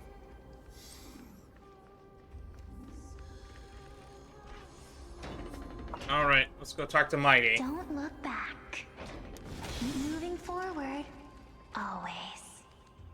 Always. It's yet another eulogistic butterfly. Are we getting closer to the Nether realm? Maybe.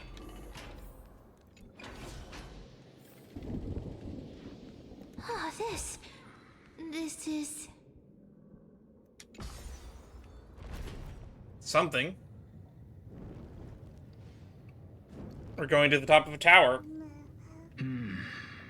Living ones? The Alchemist from the story.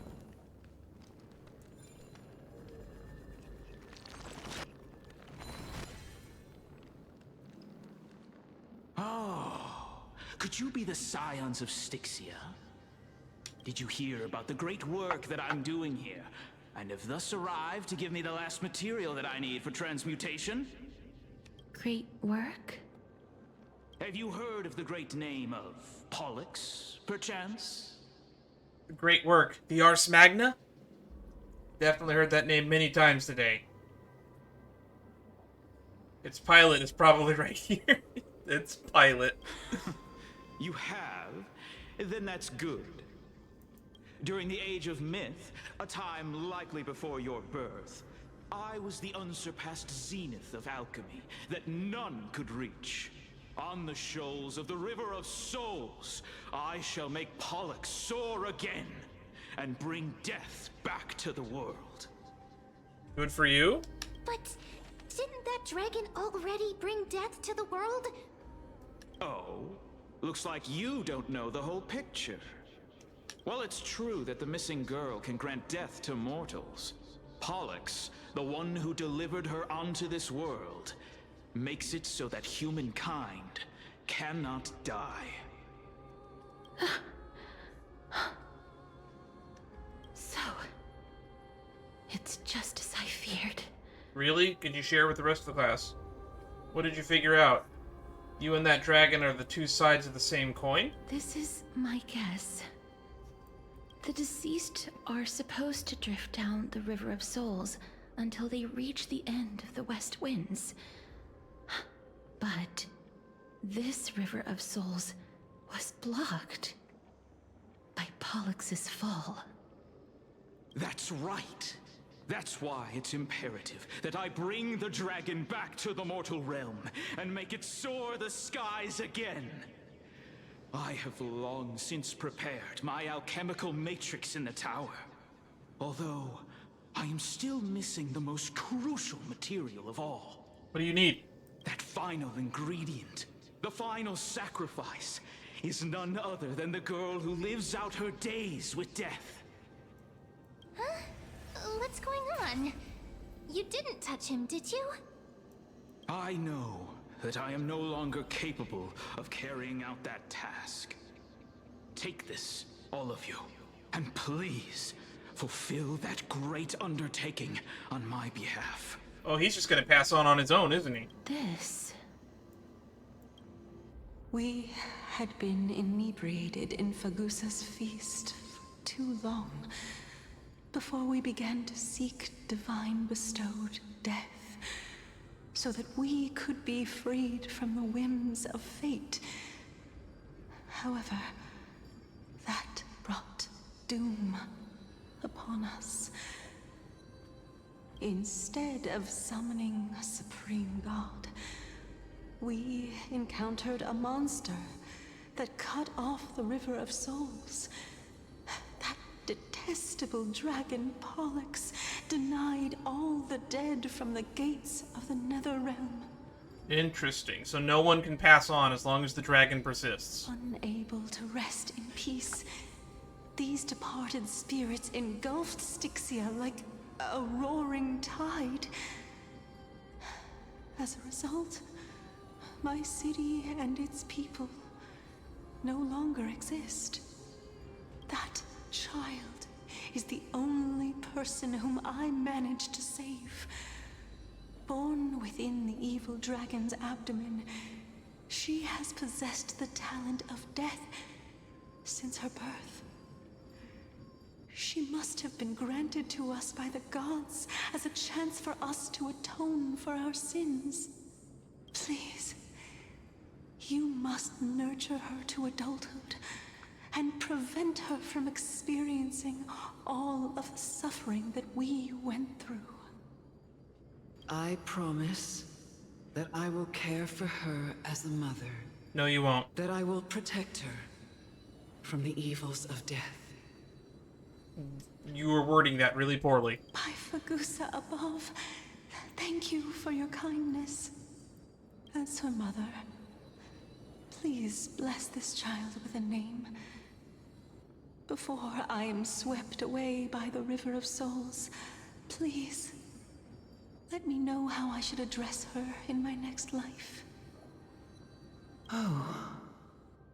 Oh, and this is where we get that name, huh? Like how a transient raven butterfly, a fleeting papilio castor, perches on the twig of death. Castorice. That shall be her name. And this is where her memories begin. That's where my name comes from? A massive roar in the distance. The sound's back. What is making that ruckus? Didn't you read the subtitles, ma'am? It's a roar.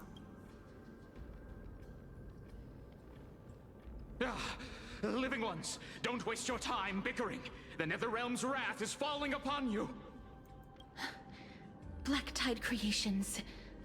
When did they... Yeah, when did they get here? Miss, please fight them with caution. Be careful not to suffer the same fate as those Black Tide creatures! I'm surprised this alchemist is still around. Everyone, hide behind me! Don't run into strife in the world. Resonate all together. Alright. Hide.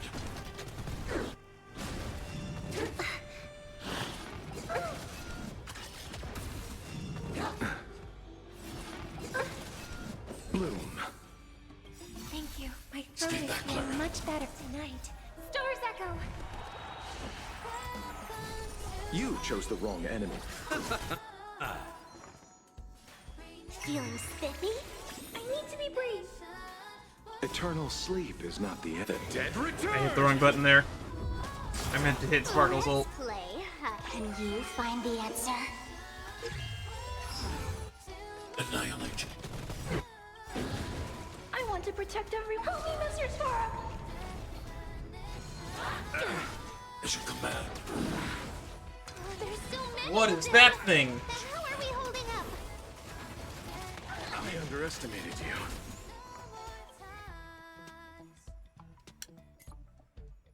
Black Tide's Corroded Daemon. Mark of counter. Descending Decay, physical damage to a random target, converts the portion of the its target's HP corrosion. Torrential Surge, deals physical damage to targets directly, converts a percentage of the target to corrosion. Shredding Lance, deals physical damage, designated target, converts it into corrosion. Absorb target's corrosion. This unit enters an ominous degeneration state, uses Torrential Surge in the next action, in Purify. Each time one target's corrosion is absorbed, applies one stack of filth to the Black Tide's Corroded Daemon. When the filth is stacked to a certain amount, deprivation will be used. The next action clears the filth stacks.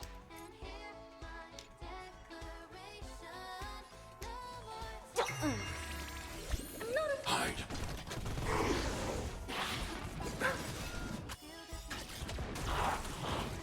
protect everyone. Help me, Mr. Sparrow! May song bring us victory, and we all together. Immaculate body. I'll go easy this time. Feeling spiffy? I need to let's play. Can you find the answer? Annihilate. I'll see you off. Bloom. Eternal sleep. The dead return! Let's just get the zone down. I hope for an end to strife in the world. Stars echo. Let's play for a while. I'm not afraid. Hide. Here.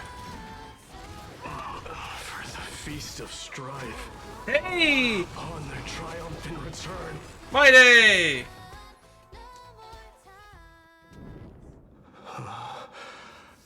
You? Oh shit, Mighty's dead. Lord Mighty? I missed you so much that it almost killed me. Pun unintended. You're adventuring in the River of Souls too? Lord Mighty. You've been through some tough battles once again. He's kind of shiny. That black tide is endless. My death is only temporary. I will find my path of return and go back to the world of the living and continue my protection. Lord Mighty, I have always wanted to. Why does death reject you? You've never asked this. I'm the one resisting it. I must resist the temptation to go with the flow. I'll go against the current and kill my way out of this cursed nether realm. Okay, so his immortality is weird. His immortality is he just kinda doesn't. That is my destiny. He seems to be stuttering. Is this really the proud Mighty? It seems like he's completely focused on resisting the temptation of the dead's whispers. He's working hard every minute to deny death. It seems his battlefield is not limited to the world of the living. That's kind of crazy. Lord Mighty, are you willing to travel with us? We're headed for the Matrix inside that tower, to summon Thanatos from their prolonged concealment.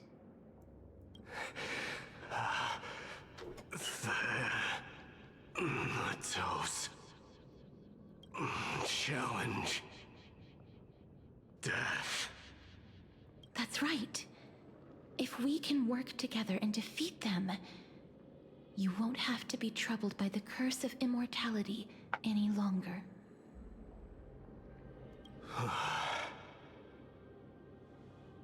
Let's go together, Castorice. Sounds like a plan. Let the person who has brushed against death countless times guide your way. Cass, are you sure you want to do this? The alchemist said he wanted you to be a sacrifice. I'm not afraid. There's no reason for us to turn back anymore. Rather than standing still, taking action is by far the better option. Perhaps fate might take pity on us today and show some compassion. This line kind of feels a little out of place, and I don't know what it has to do with bringing Mighty along with us, but the more the merrier in my book. Oh, not you again.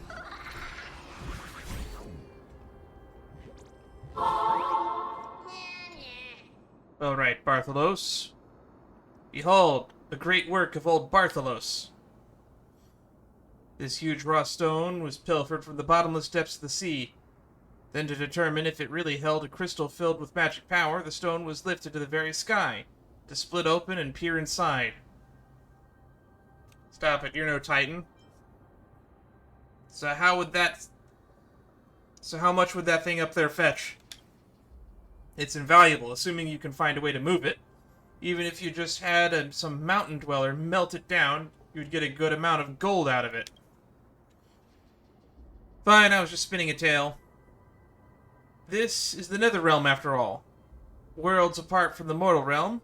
Who knows what those things in the sky actually are? Though I must admit, the view is absolutely killer. Wait, did I just stumble into a deadly joke? Well, I suppose there wouldn't be any living left to tell. Any left to tell that this killer on the loose, huh? Okay.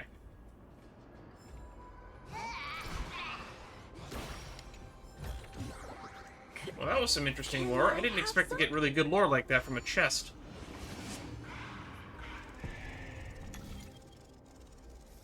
I'll probably leave that in. I won't edit that one out.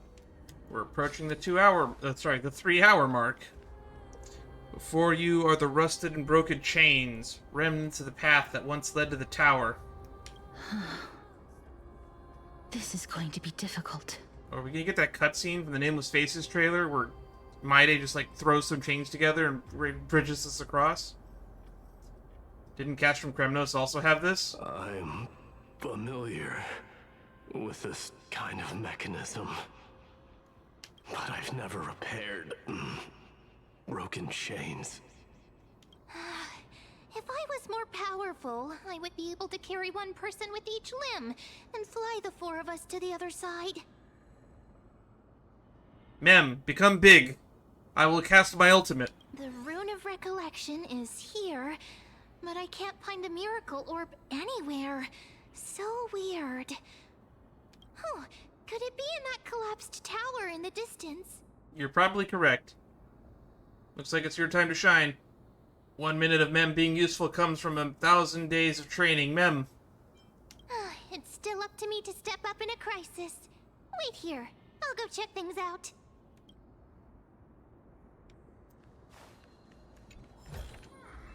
If you find any components, can I have them?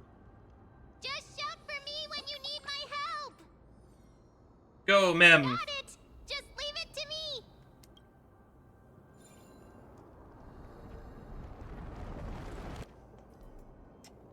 Mem did it. The pink squirrel. It's very smart. That's funny. Why am I a squirrel now? I don't know what animal you are The exactly. range is limited. Please come a little closer. Twin Moon's Embrace. Aren't I a good fit for Orynyx's priest? Of course. You're the most competent priest ever. Let's take our time. Are they done talking? The Alchemical Matrix should be behind this door. Hey, is that who I think it is? Wow, there are so many of you! It's little I knew Cass we'd run into you. and little Grape. Oh, there's also little D and the big puppy! Trian? Aren't you... Dead? Trian? And Mighty? I get it now. Get what? I'm getting even more confused.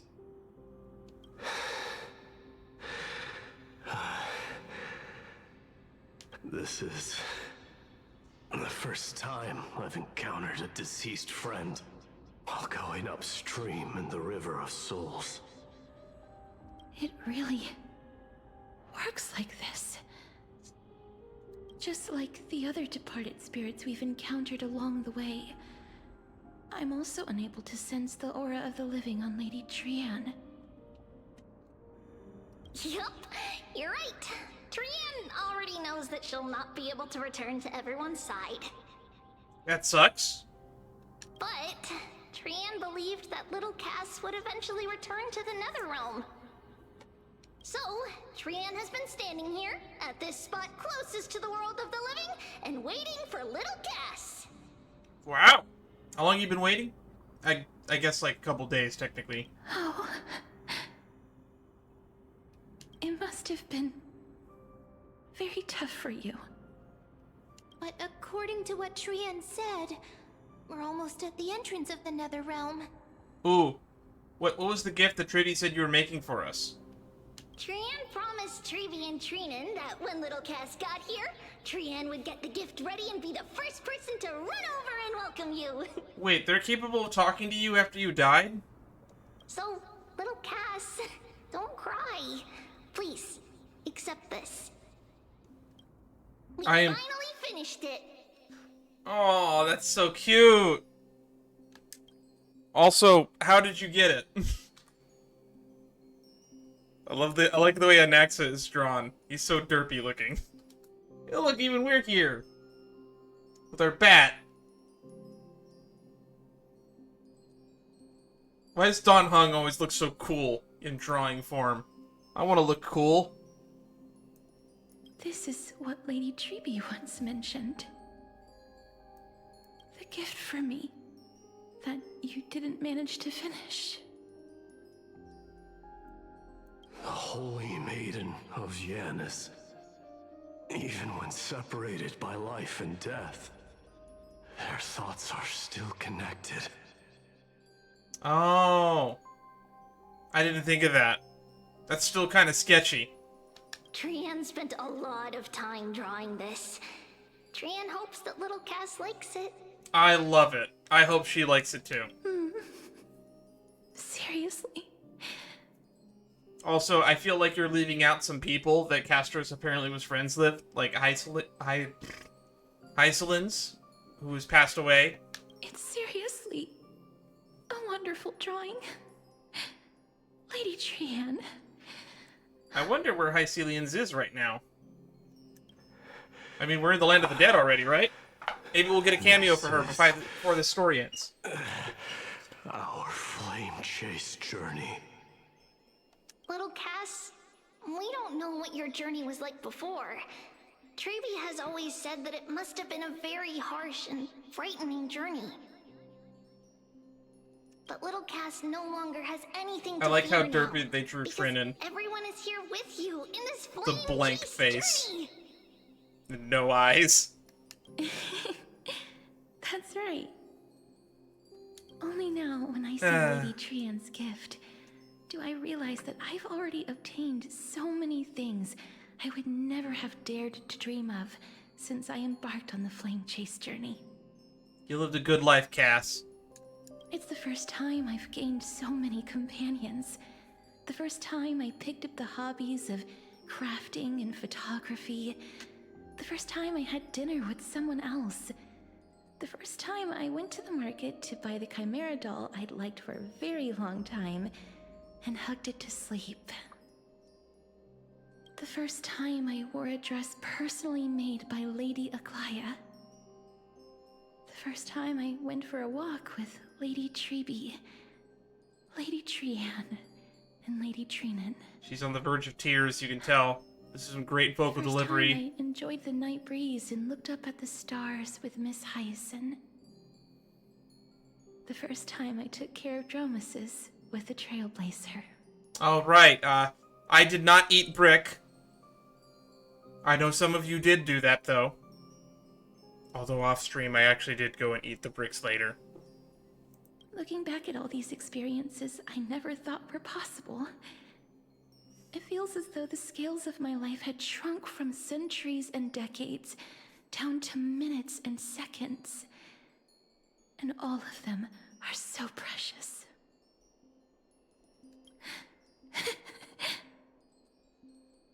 I took countless photos in the past, but they're all black and white landscapes.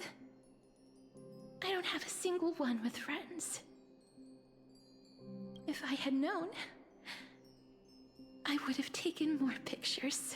Man, what a really terrible time for March's camera memory to be full.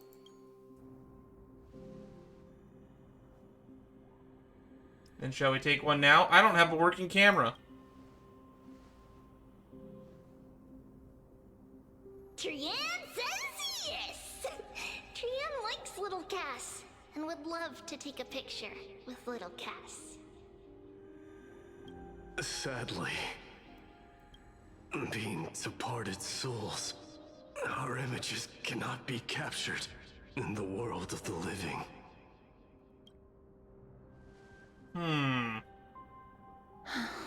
March's camera is special. It might be able to. What? Are we seriously going to leave any room for regret? I'm not giving up. I think we can make it work. There won't be any regrets. This vivid drawing surpasses any photograph from the world of the living. Little Cass smiled. Treevee, Trinan, and Trian's wishes finally come true! We've seen her smile quite a bit, to be honest. I remember you once said that fate is not the flowers that bloom at the end of the road, but where people tread beyond the gate. Now, the path that belongs to me is about to reach the end. Thank you for bringing me the final key. Key? Little Cass, why are you talking in riddles all of a sudden? I forgot you're not one of the smart ones.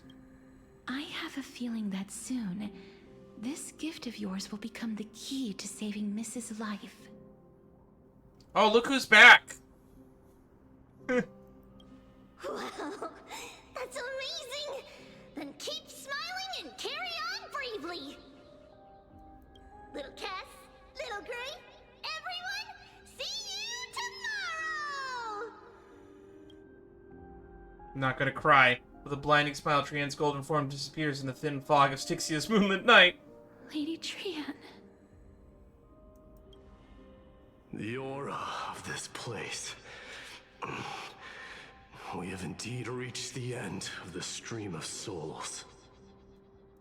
If I go any further, I might lose myself. I must leave now, for the black tide still wreaks havoc in the realm of the living. It was nice seeing you. Can you find your way out? Do you want to know the truth behind Thanatos?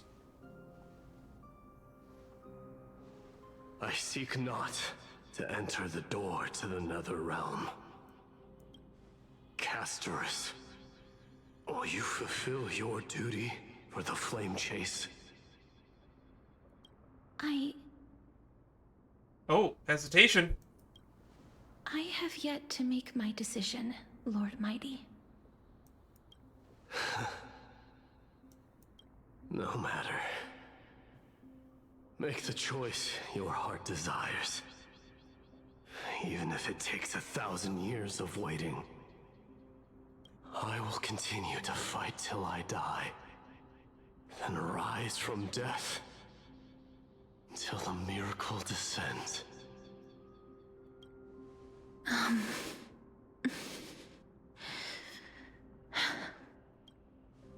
There is one more thing you should know, Lord Mighty. What's the other thing? What is it? Professor Anaxa may have deduced the principles behind the Era Nova. You and I may be reincarnated as strife and death in the next cycle, becoming calamities wreaking havoc upon the world. Right. We might also add some gods to the pantheon by the end of this Era Nova. Because apparently before the last cycle, there was the Era Chrysia. There was no death, strife, and trickery. Which is fitting why all three of them are here. Is that all? Are you going to accept such a fate without complaints? Do you have a strategy to shatter the shackles of our fate? No. If not, I don't care. haven't found it yet. Leave it to us. Perhaps I never will. Then, cease wasting your thoughts on futile matters. Control what little you can. And when fate's inescapable grasp comes, resist it with the strength of your mighty will. As I'm sure you will too. Thank you, Lord Mighty. I will find the right decision.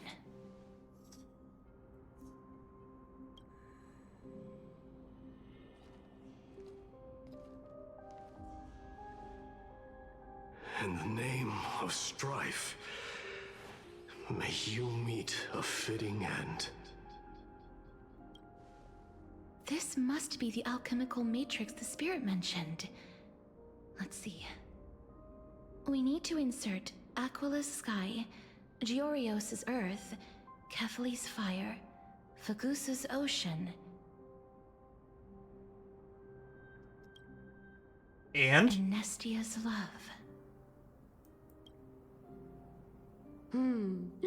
It seems our sweet Princess Homebody has made up her mind. In that case, seamstress, I suppose I no longer need to deliver your message. My time is rather precious after all. Whether you wish to break free from death or not, please, follow your heart. By the promise you once made, I ask that you fulfill your duty one final time. Castorice, please, live as a human, and die as one. According to that alchemist, the final piece is supposed to be me. However, he is not privy to the past, and therefore cannot see the full picture. So this might not work. The past? I saw the twins of death in Kefali's memory, and now I am certain that I was one of them. Or at least your past incarnation was. The trial of the Hand of Shadow demanded taking the life of your family. I died during that trial, falling before the gate to the new world. And my sister, whom I never met, became the Titan Thanatos of this cycle. She was consumed with regret over my death, so she used the Titan's authority to reforge my soul. Yet, it also means she has never revealed herself to anyone, hidden away from the entire world. That's because the Titan she became already fell at the start of everything. They died for me, and now lie in slumber in the River of Souls. You mean Pollux? Yes. That's right. Unfortunately, The Mem River of and me Souls were not is present no for Anax's material river. speeches. It cannot be blocked by ordinary means. Only a divine corpse can prevent the dead from reaching the next world. And that's why we have to awaken Pollux from death before we can retrieve the core flame of death. We have to reforge its body with the power of alchemy.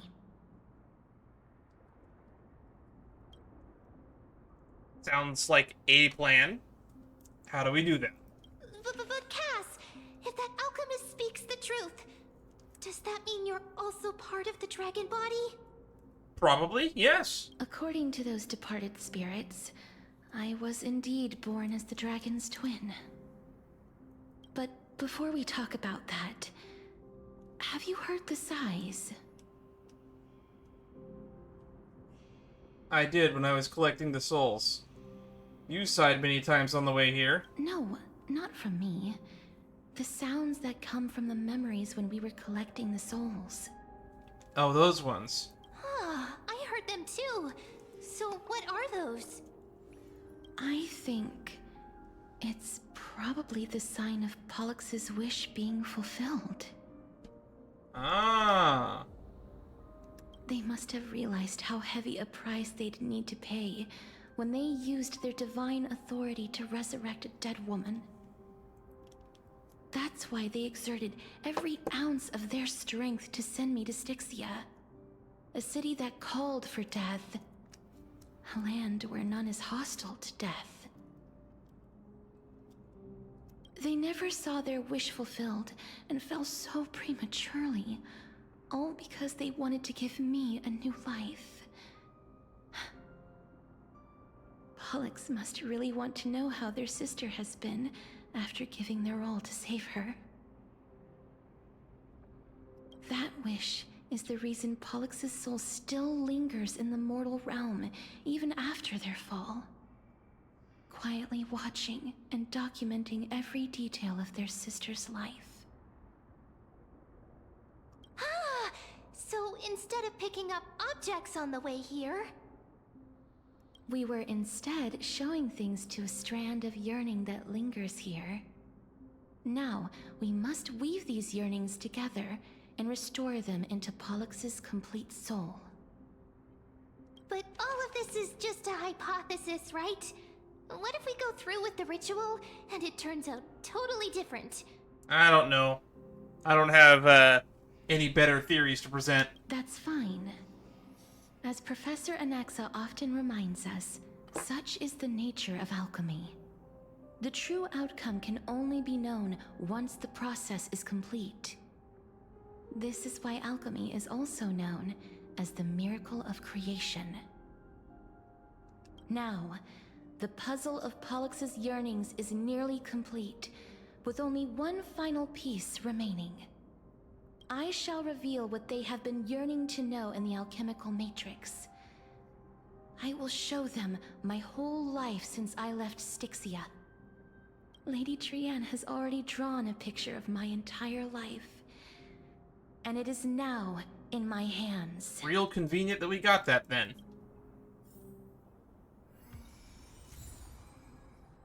Well, unfortunately for me, we are past the 3-hour mark, which means I'm going to have to stop here. I doubt that there is 3 more hours worth of material from here. Can I have them?